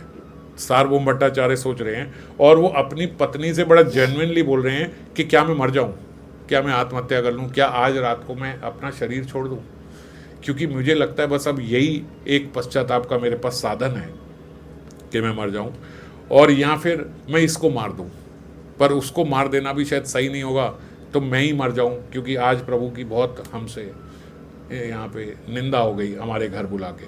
पुनः से ही निंदकेर मुख ना देखी बा, प्रतिज्ञा कैलूं तार नाम ना लई बा। मैं कम से कम इतनी तो प्रतिज्ञा करता हूँ, जब पत्नी भी रोक रही है कि भैया ऐसे नहीं, आप ये क्यों सोचते हो कि आप चले जाओ, आप मर जाओ, आपने तो प्रभु से बात करी है, हमारा इसमें कोई वो नहीं है, हम आज के बाद इससे कोई संपर्क नहीं रखेंगे। हमें यही है ना कि हमारे घर के व्यक्ति ने ऐसा किया है, तो आज के बाद ये हमारा परिवार का सदस्य नहीं रहेगा। और पुनः से ही निवेदन मुख ना देखी बा, और आज के बाद हम प्रतिज्ञा लेते हैं कि आज के बाद हम ना इसका शक्ल देखेंगे और ना ही इसका नाम भी लेंगे। हमारे मुख पे कभी इसका नाम भी नहीं आएगा, हम इसको हमेशा के लिए त्याग देंगे। और अपनी बेटी साथी को भी बोला कि इससे आज के बाद सारे संबंध त्याग दो। पतिम च पतिनाम त्यजेत, उन्होंने बोला, शास्त्र में भी यही लिखा है, जब पति जो है इतना नीचे गिर जाए, जब वो चरित्र उसका इतना नीचे गिर जाए, तो ऐसे पति को छोड़ देना ठीक होता है। पतिम च पतिनाम त्यजेत, इसको त्याग देना ही ठीक है। तो आप अपने सारे संबंध इसके साथ त्याग दो। प्रातः काले तार विसूचिक व्याधि हाइला, और जैसे ही सुबह हुई, ये रात को ये सब बात हो रही है, प्रभु प्रसाद पाके गए, शाम हो गई थी, रात को ये सब चर्चा कर रहे हैं। जैसे ही सुबह हुई तो सुबह पता लगा कि अमोघ की मरने जैसी हालत हो गई है।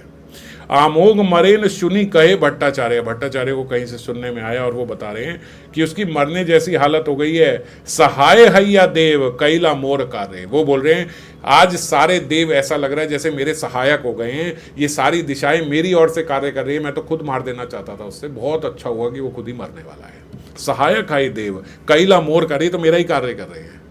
मैं चाहता था कि मैं उसे मार दूं, पर मैं मार नहीं सकता था, तो अच्छा हुआ कि वो मर जाएगा।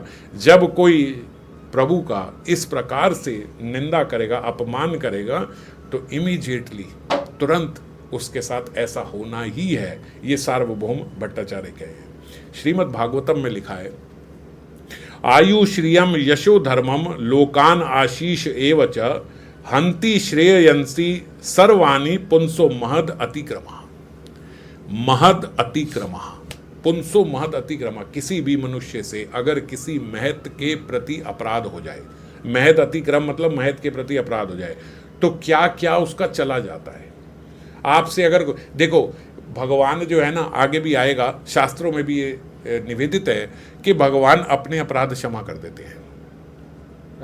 आप भगवान के प्रति कोई अपराध कर जाओ, कोई टेंशन की बात नहीं है, आपको सूनर और लेटर रियलाइज हो जाएगा, आपको माफी मिल जाएगी। पर आपने भगवान के भक्त के प्रति अपराध कर दिया, अब बड़ी दिक्कत हो गई। अब यहां पे क्या है कि प्रभु भक्तावेश में है। प्रभु तो हैं, प्रभु तो क्षमा कर रहे हैं, पर प्रभु भक्तावेश में है, सन्यासी रूप में है, और भक्त के प्रति अपराध हो जाए तो वो क्षमा नहीं किया जा सकता। इसीलिए यहां पे ये लीला है रही है, वरना नहीं आती। प्रभु के प्रति बहुत लोग अपराध करते हैं।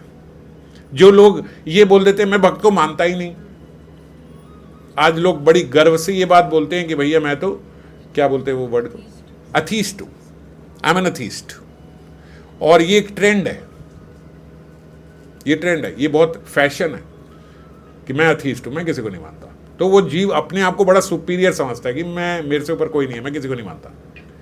तो व्हेन यू से यू आर अथीस्ट, तो आप प्रभु के प्रति अपराध कर रहे हो। इस सृष्टि में आपको सारा कुछ जिससे मिल रहा है, आप जिसके कारण ये बोल भी पा रहे हो, ये शक्ति भी आपको जहां से मिल रही है, आप उसी को बोल रहे हो कि मैं नहीं मानता, तो ये अपराध। लेकिन प्रभु क्षमा कर देते हैं। पूरी कम्युनिटी बनी हुई है अथीस्ट की, प्रभु कुछ नहीं कर रहे। आप बोल देते हो भगवान का कोई स्वरूप नहीं है, प्रभु कुछ नहीं करते। ये सारी कम्युनिटी किसने, कोई ये क्या नाम है, जो ये आर्य समाज नहीं मानते हैं ना, ये भगवान के स्वरूप को नहीं मानते। तो ये आर्य समाज जो है, ये बनाने वाले दयानंद सरस्वती थे। तो दयानंद सरस्वती ने क्या देखा था, उन्होंने देखा कि एक शिवलिंग है और शिवलिंग के ऊपर चूहा घूम रहा है। तो चूहा घूम रहा है, तो उन्होंने बोला ये देखो, ये भगवान है, ये भगवान के ऊपर चूहा घूम रहा है, ये कीड़ा चल रहा है, ये भगवान अपनी रक्षा नहीं कर पा रहे, ये इस चूहे को नहीं रोक पा रहे, तो ये हमारी क्या रक्षा करेंगे? तो भगवान का कोई स्वरूप होता नहीं है, भगवान है ही नहीं, इनका कोई स्वरूप नहीं है। ये आपने जो विग्रह बनाए हुए इनके ऊपर तो चूहा चल रहा है, ये शिवलिंग के ऊपर, तो ये अपने को चूहे से नहीं रोक पा रही, हमें क्या बचाएंगे? इस बात से, बस इसी बात से दयानंद सरस्वती ने पूरा आर्य समाज बना दिया। आज तक आर्य समाज चल रहा है। अब देखने को भगवान की कृपा भी देख सकते थे कि भगवान के लिए तो हर जीव उनका अंश है, तो वो अपने किसी भी अंश को रोकते नहीं है। आपको भी तो नहीं रोका, आपने पूरा आर्य समाज बना दिया, तो चूहे को क्यों रोकेंगे? हमारे लिए वो चूहा है, कुत्ता है, बिल्ली है, उनके लिए तो उन्हीं का अंश है। तो ये भगवान की कृपा का रूप ना देख के उन्होंने ये देख लिया कि ये देखो जी, ये तो अपनी नहीं कर सके, और पूरा आर्य समाज की रचना हो गई। आज सारा आर्य समाज कहते हैं भगवान का स्वरूप ही नहीं है। ठीक है, रामायण में भी एक जगह लिखा है कि ऐसे भी भगवान है जिनका स्वरूप नहीं, क्योंकि भगवान तो सब है ना। मैं ये नहीं कह रहा हूं कि भगवान का स्वरूप नहीं है, ये गलत है, पर भगवान का स्वरूप हो नहीं सकता, ये गलत है। हम ये कहें कि भगवान निराकार है, ये बात सही है, ये भी सही है। हम ये कहें भगवान साकार है, ये भी तो सही है। तो जो ये कहता है कि निराकार है और साकार है ही नहीं, बात यहां गलत हो जाती है, ये गलत हो जाता है। आप निराकार कहो गलत नहीं है, पर आप कहो कि साकार नहीं है, ये गलत है। क्योंकि भगवान, ये पूरी एनर्जी जो है इस विश्व में, ये निराकार स्वरूप ही है भगवान का, वो है। ऐसी कोई चीज जो मैं नहीं हो सकता तो फिर वो भगवान नहीं है। तो भगवान तो सब कुछ हो सकते हैं, तो भगवान निराकार भी है। भगवान निराकार मानने में अपराध नहीं है, साकार ना मानने में अपराध है। रामायण में भी एक चौपाई में आता है, अभी मुझे याद नहीं है, उसमें उन्होंने बोला कि भगवान कृपावश निराकार रूप साकार रूप ले लेते हैं, कृपावश। तो भक्तों के प्रेम का आस्वादन करने के लिए वो साकार रूप में भी है। तो भगवान, इसीलिए मैं क्या बता रहा था यहाँ पे कि भगवान के प्रति अपराध हो जाए, भगवान उसे क्षमा कर देते हैं। आज पूरा आर्य समाज चल रहा है, भगवान क्षमा कर रहे हैं, कोई बात नहीं, आप अच्छे से भजन करो, उनमें भी अच्छे से भक्ति करो, भगवान उसकी भी प्रगति करा देते। तो भगवान तो हर जगह से कल्याण करने के, पर भगवान के भक्तों के प्रति अपराध हो जाए, आहा, तो नहीं बच सकते आप, ये गलत हो गया। पुंसो महत अतिक्रम, जो महत के प्रति अतिक्रम हो जाए, अपराध हो जाए, तो उसके लिए क्या लिखा है? आपका क्या खत्म हो जाएगा? आपकी आयु, श्रियम, यशो, धर्मम, लोकान आशीष एवच हंति, ये सब खत्म। क्या खत्म हो गया? आपकी उम्र कम हो गई, आयु खत्म हो गई, श्रियम खत्म हो गया, आपका जो ऑपुलेंस जो यहाँ पे था, जो आपका थोड़ा बोलबाला था, जहाँ आपकी चलती थी, वो खत्म हो जाएगी।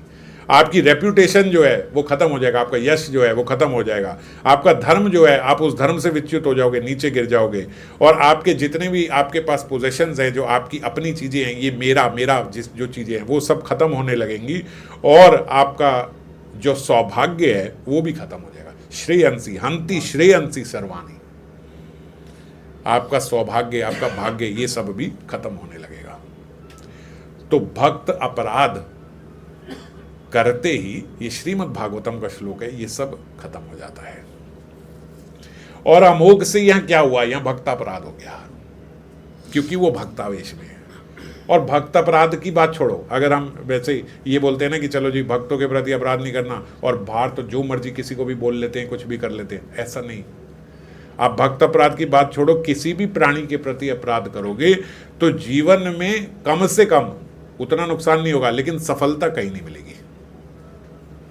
हम देखते हैं ना कि ये करते हैं, उसमें कुछ नहीं होता, ये करते हैं, हमारा तो इसमें कुछ नहीं होता, हम जो भी करने लगते हैं कुछ नहीं, कहीं सफलता नहीं मिलेगी अगर आपके भीतर अपराध करने की प्रवृत्ति है। तो लोगों को हम देखते नहीं, ये तो यार इतना ही अपराध कर रहा है, और ये तो देखो पैसा कमाए जा रहा है, हमें ये सब हम देख रहे हैं, समझ रहे हैं। तो आप जो देख रहे हो ना, वो पैसा कमाते हुए देख रहे हो, तो हमें लगता है कि नहीं, ये तो बड़ी तरक्की कर रहा है। आप पैसा कमा लोगे, लेकिन सेहत खराब हो जाएगी। ऐसा घर में कोई बीमार हो जाएगा, सारा पैसा वहां खत्म हो जाएगा। जायदाद बन जाएगी, लेकिन कोर्ट कचहरी के चक्कर लगाते रहते हैं, अलग अलग प्रकार के रोग सताने लगते हैं। तो ये लेकिन बाहर से नहीं दिखता, किसी न किसी रूप में। लेकिन अपराध जो है वो आपको सुखी नहीं रहने देगा। व्यक्ति बाहर से सही दिख रहा है, लेकिन मानसिक रूप से बड़े तनाव में है। बाहर वाले को लगेगा कि इसे कोई कष्ट नहीं है, लेकिन अंदर ही अंदर वो व्यक्ति जल रहा है। क्यों जल रहा है? क्योंकि उसकी ये प्रवृत्ति है पाप करने की, अपराध करने की। अब जैसे रावण की देखो, रावण की कितनी असीम सेना थी, कितना बड़ा, अच्छा महल ही उसका ऐसी जगह पे था कि जहां जीव पहुंच ही नहीं सकता। लंका में पूरा एक समुद्र पार करके ऐसी जगह तो महल बनाया था जहां पहुंचना ही असंभव था उस समय। तो इतनी जबरदस्त लोकेशन पे तो सिर्फ महल था, और फिर वहां पे इतनी बड़ी सेना थी, और फिर उसका क्या हुआ? सब खत्म हो गया। एक दिन ये सारा कुछ खत्म हो गया। क्यों? अपराध बन गया उससे। विफल होए सब उद्यम ताके, जिमी पर द्रोह निरत मन साके। ये सारी उद्यमता जो है ये सब विफल हो जाएगी। सारा व्यापार, सारी मेहनत, सारी उद्यमता, समझते हो ना? आपने जितना भी उद्यम किया है, जितना भी आपने जहां पे भी जो कुछ लगाया है, वो सारा खत्म हो जाएगा यदि आपसे जरा सा भी द्रोह हो गया तो। जिमी पर द्रोह, जैसे ही आपका दूसरे के प्रति द्रोह हुआ, निरत मन से, ये सब खत्म हो जाएगा। और द्रोह क्या है?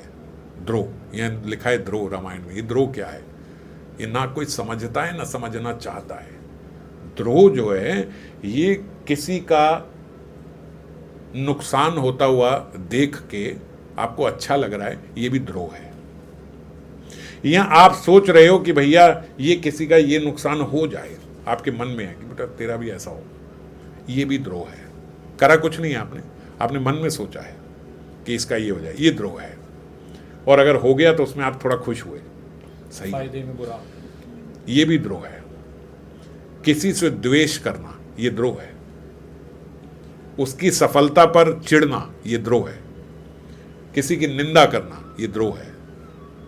किसी की, वैष्णव की नहीं, किसी की भी करना ये द्रोह है। हम लोग सोचते हैं ना कि ऑफिस में इधर उधर ये सब, इसके बारे में बोलना थोड़े ना पाप है, इसके बारे में, ये सब द्रोह है। इससे क्या होगा? आपकी सारी उद्यमता, आपकी सारी मेहनत, आपका सारा जहां आप उद्यम डाल रहे हो, जहां आप जो कर रहे हो, वो विफल हो जाएगा। प्रहलाद जी ने बोला, सोहम पापम न इच्छामी न वदामी न करोमी चा, अपने पिता को। ना मैं पाप, ये जो द्रोह है, जो ये अभाव है, ये ना मैं इसके बारे में सोचता हूं, ना इच्छामी न वदामी न करोमी चा, ना मैं इसके बारे में सोचता हूं, ना मैं इसके बारे में बोलता हूं, और ना मैं ये करता हूं। इसीलिए पिताजी दुख मुझे स्पर्श भी नहीं कर सकता और ना करेगा। आप जितनी मर्जी मेहनत कर लो, कुछ नहीं होगा इससे। 7वें स्कंद का शायद 8वां अध्याय है, मुझे ठीक से ध्यान नहीं है, 8वां 9वां होगा। उसमें हिरण्यकशिपु जो है वो अपने मन में सोच रहा है, मैं क्या करूं इस लड़के का, क्या नहीं करा मैंने इसके साथ। और वो हैरान हो रहा है कि ये कैसे एकदम ठीक और मस्ती से अपना भजन कर रहा है, ऐसा कैसे हो सकता है। हिरण्यकशिपु कोई साधारण व्यक्ति नहीं है,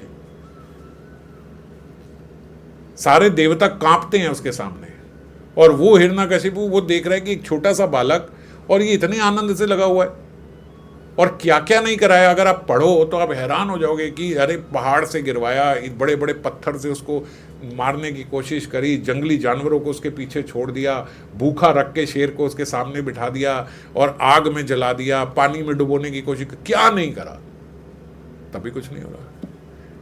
तो प्रहलाद क्या बोल रहे हो उन्हें, पिताजी इससे कुछ नहीं होगा, ना हुआ है ना होगा, हो सकता ही नहीं, क्या कर रहे हो आप, इससे मेरे को कुछ नहीं होगा। क्यों? क्योंकि मेरे भीतर पाप है ही नहीं, ना मैं सोचता हूं, ना मैं बोलता हूं, और ना मैंने कभी किया है। मैंने किसी के प्रति अभाव ही नहीं रखा। क्यों नहीं रखा? क्योंकि मैं सब में भगवत दर्शन करता हूं, सब में मुझे भगवत दर्शन होता है। और अगर ना दो करो, अगर हम ये द्रोह हम ना करें तो हमें भी कुछ नहीं हो सकता। अगर कोई चीज हमें खराब कर रही है तो वो हमें हमारा ही द्रोह खराब कर रही है।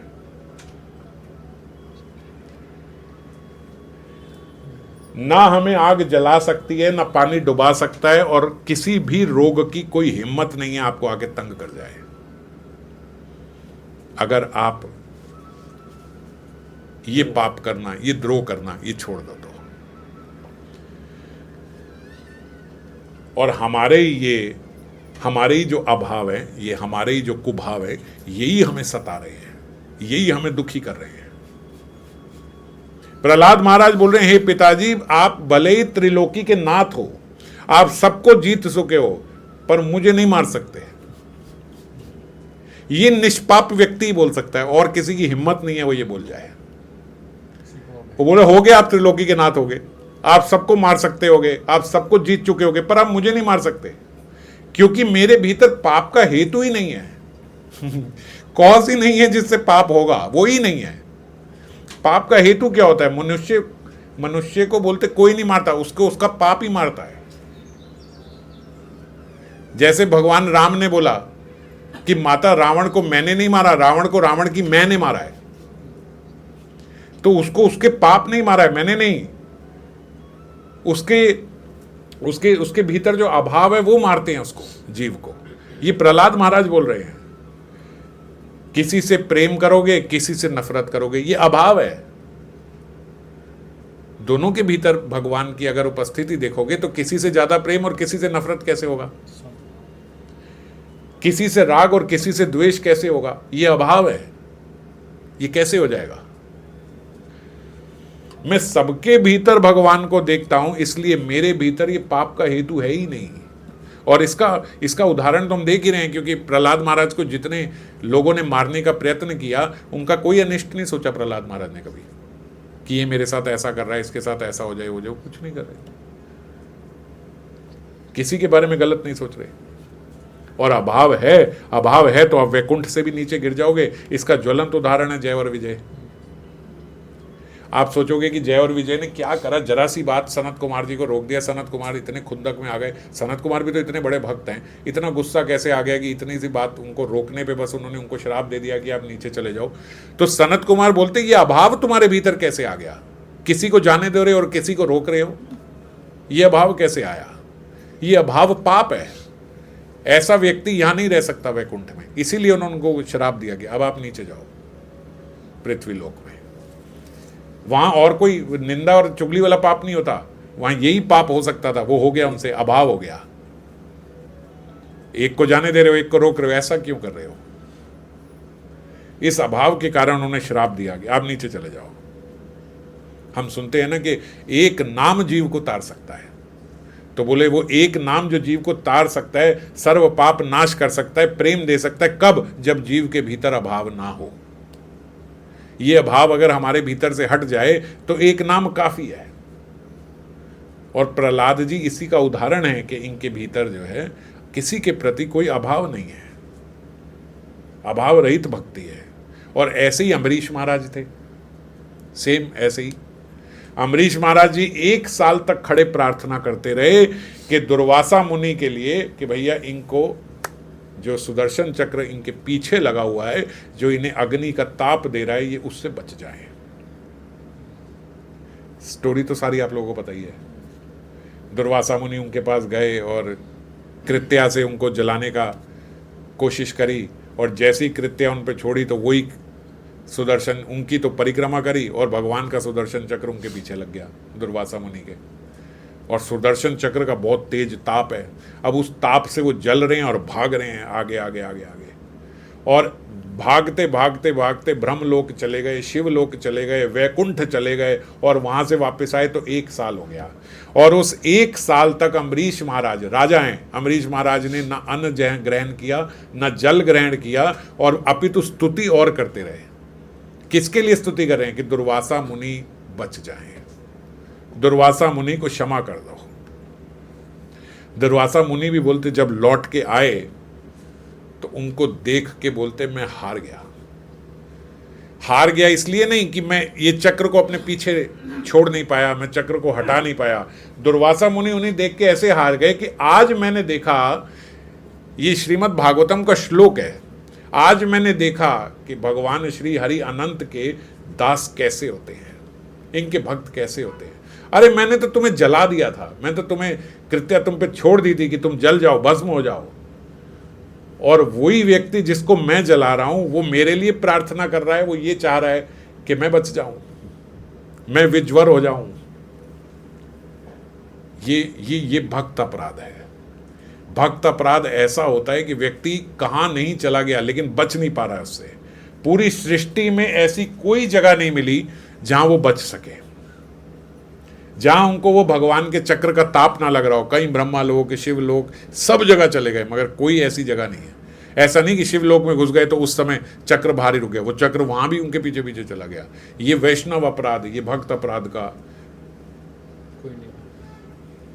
कोई निवारण नहीं हो सकता इसका। और जब वहां से आए, जब नहीं बच सके, जब वैकुंठ में गए, भगवान ने कहा स्वयं मैं भी नहीं बचा सकता। भगवान का अपना चक्र है, वो कह रहे आपका चक्र है, आप तो बचा सकते। बोले नहीं, मेरे चक्र जो है वो तो वैष्णवों की सेवा में लगा हुआ है, वो मेरे कंट्रोल में नहीं है। उस वैष्णव के प्रति आपने अपराध कर दिया, अब मैं भी इसे नहीं बचा सकता। अब क्या विकल्प है? गए वापस वहां पे जहां अम्बरीश महाराज खड़े थे, और अम्बरीश महाराज को देखते हैं तो क्या कर रहे हैं? अम्बरीश महाराज प्रार्थना कर रहे हैं कि ये छूट जाए। और आप श्रीमद् भागवतम में देखो 9-5-10 में, 1 साल बाद जब वो पहुंचे, 9वां स्कंद 5वां अध्याय 10वां श्लोक है, उनके लिए प्रार्थना करते हो। 1 साल से वो भी प्रार्थना कर रहे हैं, उनकी प्रार्थना से भी नहीं छूटा। इस बात को ध्यान देना, 1 साल से वो खुद भी प्रार्थना कर रहे हैं कि ये बच जाएं दुर्वासा मुनि। कौन? अम्बरीश महाराज, जिनके प्रति अपराध किया है, तब भी नहीं बच रहे हैं। और 9-5-10 में अम्बरीश महाराज कह रहे हैं कि मेरे पूरे कुल ने पीछे, और अभी मेरे सारे परिवार ने, यदि हमने सारे धर्म का कार्य किया है और हमने स्वधर्म का पालन किया है, तो वो सारे धर्म का जितना भी पुण्य है, जो दान मैंने आज तक दिया है, जो मेरी पुश्तों ने दान दिया है, वो सारे पुण्य, वो सारे मेरे ले लिए जाएं, और उसके बदले में द्विजा भवती विज्वरा, ये जो ब्राह्मण है ये विज्वर हो जाए, इसका ये ताप हट जाए। तो भी नहीं हटा, तो भी नहीं हटा। वैष्णव अपराध इतना खतरनाक है कि सारा दान, सारा धर्म, सारा स्वधर्म, अपना भक्त जिसके प्रति अपराध किया उसने दे दिया, तब भी नहीं हटा। फिर 11वें श्लोक में उन्होंने कहा कि ठीक है प्रभु, अगर मैंने सब में भगवत उपस्थिति देखी है और मैंने आपका सर्वभूतात्म भावेन, सर्वभूतम, मैंने सारे लोगों में भूत आत्म भावेन आप ही को देखा है, और सारे लोगों की ऐसे ही भक्ति करी है, सब में आपकी उपस्थिति देख के, यदि मैंने ऐसे भक्ति करी है तो मेरी ये सारी भक्ति आप लेके इस ब्राह्मण को छोड़ दो, द्विजो भवती विज्वरा। तब जाके चक्र शांत हुआ। अपनी भक्ति दाव पे लगानी पड़ी उन्हें, हालांकि उनकी भक्ति गई नहीं, ये बाद में बताया, लेकिन अपनी भक्ति देनी पड़ी, गई नहीं, लेकिन उन्हें बोलते अपनी भक्ति दाव पे लगानी पड़ी उनका चक्र हटाने के लिए।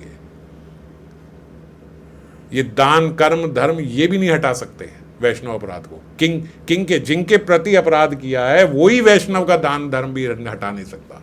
इतना खतरनाक है ये वैष्णव अपराध। अपनी भक्ति देने पे उन्होंने उनसे हटाया। ये दुर्गति है वैष्णव अपराध करने की, और हम लोग कितनी सुगमता से कर जाते हैं। ये बहुत कृपा है अमोघ पे कि आज अपराध किया और कल ऐसी हालत हो गई।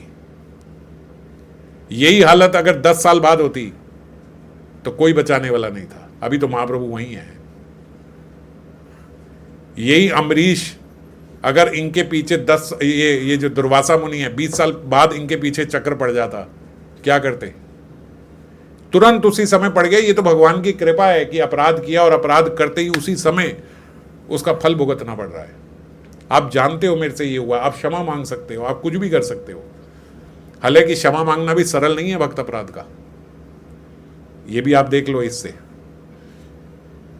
तो इसीलिए हम देखते हैं 10 साल 20 साल बाद ऐसी दुर्गति हो गई, पता नहीं क्या हुआ। अब अपराध काहे के लगते हैं पहले के, और हम अभी देखते हैं, अभी ये देखो हमने तो ऐसे करा था, कुछ नहीं हुआ। तो इतने उद्दंड तो नहीं है किसी को बोलेंगे, लेकिन मन में तो आ जाता है कि ये तो अपराध ही नहीं होता, इतना करना तो अपराध नहीं होता। ऐसे तो निंदा मन में आ ही जाती है, अपराध नहीं होता। ऐसे तो द्वेष आता ही रहता है, ये कोई अपराध नहीं होता। ऐसा नहीं है। और भक्त अपराधी अकेला नहीं जाता, अपने पूरे सारे सहयोगी गण को लेके जाता है साथ में, पूरे कुल को लेके जाता है साथ में, अपने कुल परिवार सबका नाश कराता है। आप देख लो, ये रावण को देखो, पूरा कुल गया कि नहीं गया। मंदोदरी ने रावण से कहा कि देखो तात, कितना आपका बल था, कितना आपका यश था, कैसा आपका वैभव था, आपकी भुजाओं में कितना दम था कि उन भुजाओं से आपने कैलाश पर्वत उठा लिया था। और आपको तो छोड़ो, आपके एक एक पुत्र ने जाके देवताओं को जीत लिया है। एक अकेले मेघनाथ ने जाके इंद्र को हरा दिया, अकेले ने, आपके एक अकेले पुत्र ने जाके हरा दिया। और भी बहुत सारे लोगों ने देवताओं को हरा दिया था। मेघनाथ को इसलिए इंद्रजीत बोलते हैं, उन्होंने तो अकेले ही हरा दिया था इंद्र को। तो आपका तो क्या ही प्रताप था। और आज वही भुजाएं कुत्ते और सुअर खा रहे हैं यहाँ पे, वो कटी हुई गिरी पड़ी हैं। यही भुजाओं का जो इतना बल था। आपने काल तक पे विजय पाली थी।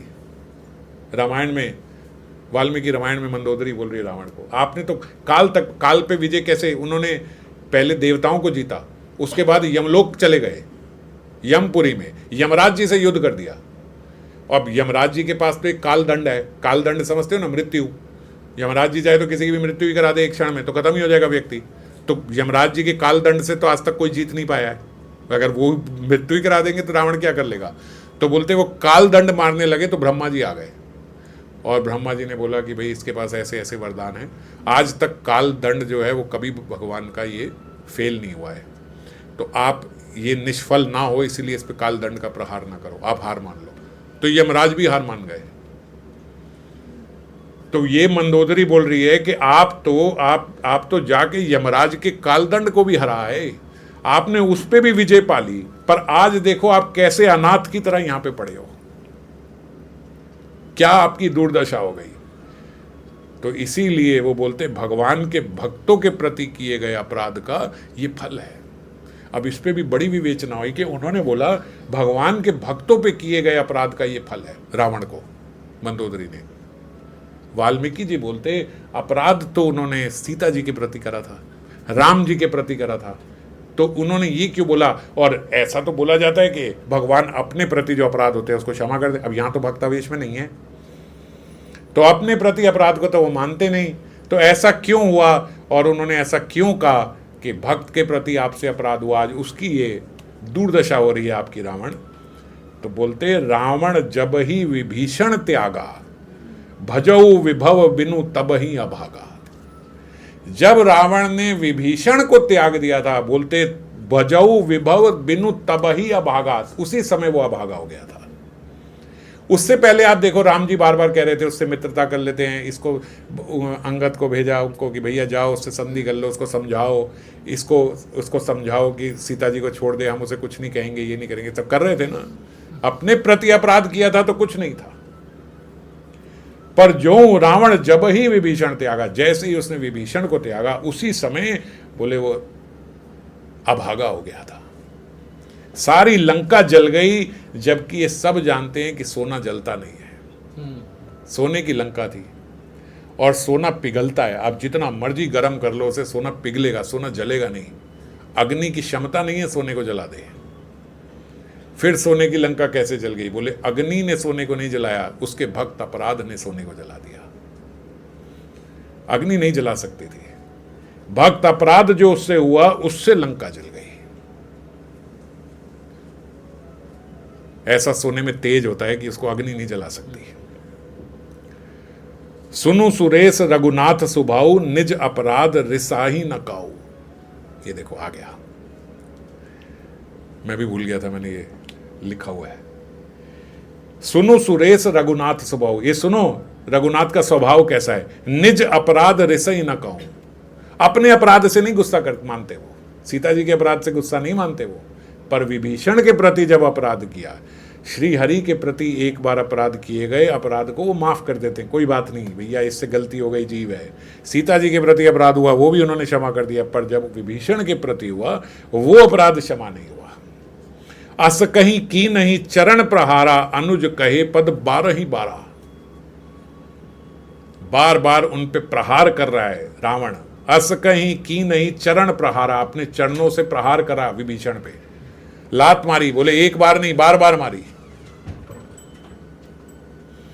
अनुज गहे पद 12 कई जगह इसका ऐसे भी व्याख्या की है कि अनुज जो है वो बार बार, मतलब विभीषण उनसे बार बार प्रार्थना कर रहे थे उनके लात मारने पे, और कहीं ऐसा भी लिखा है कि बार बार उन्होंने लात मारी तब भी विभीषण जो है उनसे प्रार्थना ही करते रहे।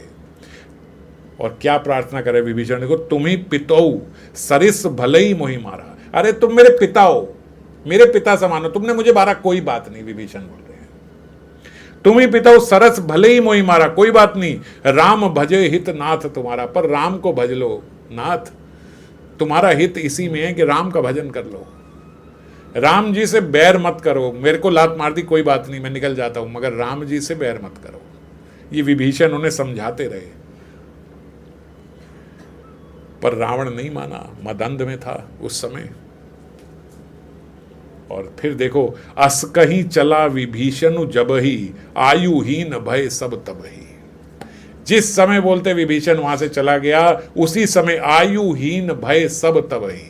सब के सब की आयु उसी समय कम हो गई, सब वहीं मर गए थे उस समय। बाद में नाटक चला, 3 महीने लग गए युद्ध में, ये सब नाटक है। जो महाभारत में हुआ, महाभारत का रिजल्ट तो अर्जुन को कृष्ण ने पहले ही सुना दिया था कि ये सब मारे जा चुके हैं। अर्जुन को तो पहले ही दृश्य दिखा दिया था कि ये देखो ये सब मर गए हैं, जितने कौरवों की सेना में खड़े हैं ये सब मर गए हैं। अब तो नाटक होना है। निमित्त मात्र भय सब्यसाची, अब तो तुम निमित्त मात्र हो बस इनको मारने के, ये तो सब मर गए। जब इन्होंने द्रौपदी के प्रति अपराध किया था ये तभी मर गए थे सभी। वहीं ऊपर द्वारका में बैठे भगवान ने सोच लिया था कि इस सभा में किसी को नहीं छोड़ूंगा, ये सब मरेंगे, तो ये सब तभी मर गए थे। और रावण के यहां भी बोले ये तो सब तब मर गए। बाद में नाटक चला, 3 महीने तक युद्ध चला, 3 महीने लग गए इन सबको मारने में। मर तो पहले ही गए थे जब विभीषण को उन्होंने निकाला था। धृतराष्ट्र को भी विदुर ने पहले ही बता दिया था कि भैया ये जो दुर्योधन है ना, ये पाप का अंश है, इसको त्याग दो। तुम इसे अपना बड़ा बेटा माने बैठे हो, ये किसी का बेटा नहीं है, ये तुम्हारे कुल का नाशक है। ये विदुर ने बोला इसको निकाल दो, इसको जल्दी से जल्दी इसको भेज दो, इससे अपनी सारी आसक्ति त्याग दो और शीघ्रता से इसे त्याग दो, ये अमंगल की मूर्ति है, नहीं तो तुम सारे मर जाओगे। नहीं माने धृतराष्ट्र भी, वो भी मदंध थे। विदुर की बात ना झूठी निकली ना विभीषण की झूठी निकली, सब के सब कुल समेत गए। क्यों? क्योंकि भक्त अपराध हो गया था इनसे। द्रौपदी के प्रति हुआ, फिर उसके बाद विदुर के प्रति अपराध हुआ। और ये हरि ने बोला, कृष्ण ने बोला कि विदुर ये तो तुम वहां से निकल गए तो ये आके यहां से लड़ पाए और मैं उधर खड़ा हो पाया। अगर विदुर कौरवों की साइड होता तो भगवान बोलते अर्जुन मैं तुम्हारा रथ नहीं हाँक सकता था, फिर विदुर के अगेंस्ट नहीं खड़ा हो सकता मैं। तो इसीलिए विदुर तो पहले ही निकल गए थे और बोले जब विदुर निकले थे बस तभी इनका अंत हो गया था। अब खत्म, मौका मिल गया मेरे को, अब नहीं बचेंगे ये। एक भक्त अपराध के कारण पूरे का पूरा कुल नाश हो जाता है। और ये चौपाई तो बहुत क्रांतिकारी है। ये अस कहीं चला विभीषण जबहि, आयुहीन भय सब तबहि। उसी समय कह दिया ना भाई, जैसे ही विभीषण गया बस खत्म हो गया अभी। तो इसीलिए मंदोदरी ने वहां पे बोला कि आपकी तात दुर्दशा इसलिए हुई क्योंकि आपने भक्त अपराध कर दिया। सीता जी को हर लाए थे, वो वापस कर देते, माफी हो जाती।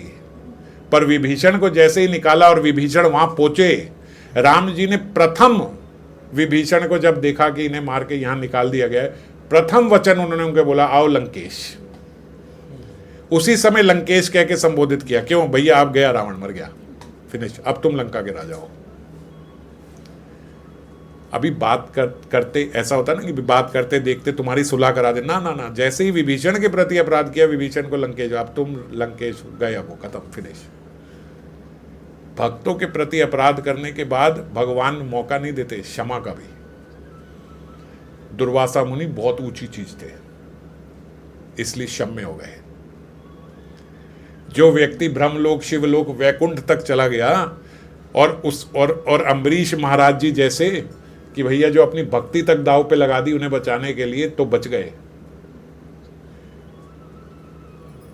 यहां किसी के पास कोई स्कोप नहीं है कि भक्त अपराध करके वो बच जाए। तो इसीलिए बहुत सावधान रहना होगा। मीरा जी का जहां विवाह हुआ था, उनके ससुर थे राणा संगा, उनके प्रति अपराध किया था। बोलते राणा संगा इतने पावरफुल थे, लोधी को हरा दिया था उन्होंने, दिल्ली जीत लिया था, इतना बल था उनके पास, ऐसी सेना थी उनके पास, उन्हें कोई हरा नहीं सकता था। पर मीरा जी के प्रति जो अपराध हुआ, उस अपराध के कारण बाबर बोलते उस समय गया था और क्या बस 15-16 हजार लोगों की सेना थी, कुछ भी नहीं थी, और उसने हरा दिया उसको। क्यों हरा दिया? बोलते उस समय भी क्योंकि उससे अपराध हुआ था। मीरा जी के प्रति जो भक्त अपराध हुआ उससे मारा गया वो, वरना किसी का बोलते अगर हम हिस्ट्री देखें कुछ संभव नहीं था उनको हरा देना। और आज सब का सब उजाड़ हो गया, सब खत्म हो गया, सब उसी समय फिनिश, पूरा कुल खत्म हो गया। कैसे हो गया? क्योंकि भक्त अपराध हो गया। तो अमोघ से भी यहाँ जो अपराध हुआ, उस अपराध के कारण ऐसा कि अगले दिन ही एकदम मरण अवस्था हो गई। हुआ क्या? हैजा हो गया। इतनी बड़ी बीमारी नहीं है मगर ऐसी अवस्था हो गई कि मर जाएगा। तो आगे चर्चा करेंगे श्रीमन महाप्रभु ने कैसे अमोघ की रक्षा करी, उसको बचाया। पर ये बात हम लोग अमोघ के माध्यम से समझे कि गंभीरता से समझने वाली बात है ये कि वैष्णव अपराध या कोई भी द्रोह, वैष्णव अपराध तो बिल्कुल नहीं, और कोई भी द्रोह नहीं तो सारे उद्यम आपके फेल हो जाएंगे, निष्फल हो जाएंगे। नहीं, अगर आपके भीतर द्रोह नहीं है, अगर आप किसी की असफलता से प्रसन्न नहीं होते, अगर आप सबकी सफलता चाहते हो, अगर आप प्रसन्न रहते हो दूसरे की प्रसन्नता में, दूसरे के शोक आपको हर्षित नहीं करता है, आप दूसरे के शोक में शोक मनाते हो, उसकी सफलता में सफलता मानते हो, उसकी प्रसन्नता में प्रसन्नता मानते हो, आपके प्रति कोई गलत आचरण कर रहा है तो भी आप उससे द्वेष नहीं करते। आप ये सोचते हो कि मेरी ऐसे प्रारब्ध, मेरी ऐसे कर्म है कि इसके द्वारा मुझे ये पाप लग रहे हैं, इसके द्वारा मुझे ये भोग कराया जा रहा है। अगर आप ऐसा मानते हो और ऐसा सोच के चलते हो तो आप जीवन में कभी किसी कार्य में निष्फल नहीं हो सकते। कहीं से कोई आशीर्वाद लेने की जरूरत नहीं कि भैया आशीर्वाद दो, मेरा ये हो जाए, मेरा ये हो जाए। सब हो जाएगा। ये सबसे बड़ा आशीर्वाद है भगवान का कि अगर आपके भीतर कोई द्रोह नहीं है। शास्त्रों में अगर एज इट इज बताऊं तो ऐसा लिखा है कि कोई रोग भी आके आपको तंग नहीं कर सकता। ये सब हमारे ही पाप हैं जो हमें आके लगे, ये तो है ही ना, हमारे ही तो पाप हैं जो हमें लग रहे हैं। और अगर हमारा ऐसा हो जाए, ऐसा हमारा आचरण हो जाए, पर द्रोह ना करे, पर दुखा दुखी हो, किसी की निष्फलता पे हमें हंसी ना आए, हम हर्षित ना हो, किसी की द्वेष नहीं, निंदा नहीं, अगर ऐसा हो जाए तो आपका कोई उद्यम फेल नहीं हो सकता। तो देखो, आप सेल्फिश भी बन जाओ, अपने लिए ही सोचे कि अगर मुझे हर चीज में आगे बढ़ना है तो मैं यही आचरण रखूं, तो भी बढ़ते चले जाओगे। This is real selfish. अपने सेल्फ के बारे में अच्छा सोचो और किसी का बुरा मत करो, तो आपको कोई रोक नहीं सकता। आपको कोई रोक रहा है तो वो आपका अपना ही द्रोह रोक रहा है, और कोई नहीं रोक रहा। ठीक है, अमोघ जी की कृपा से ये समझने को मिलता है। भगवान की तो लीला ही है, ये सब परिकर ही हैं भगवान की। आगे फिर इसके आगे अगली बार चर्चा करेंगे। जय राधे।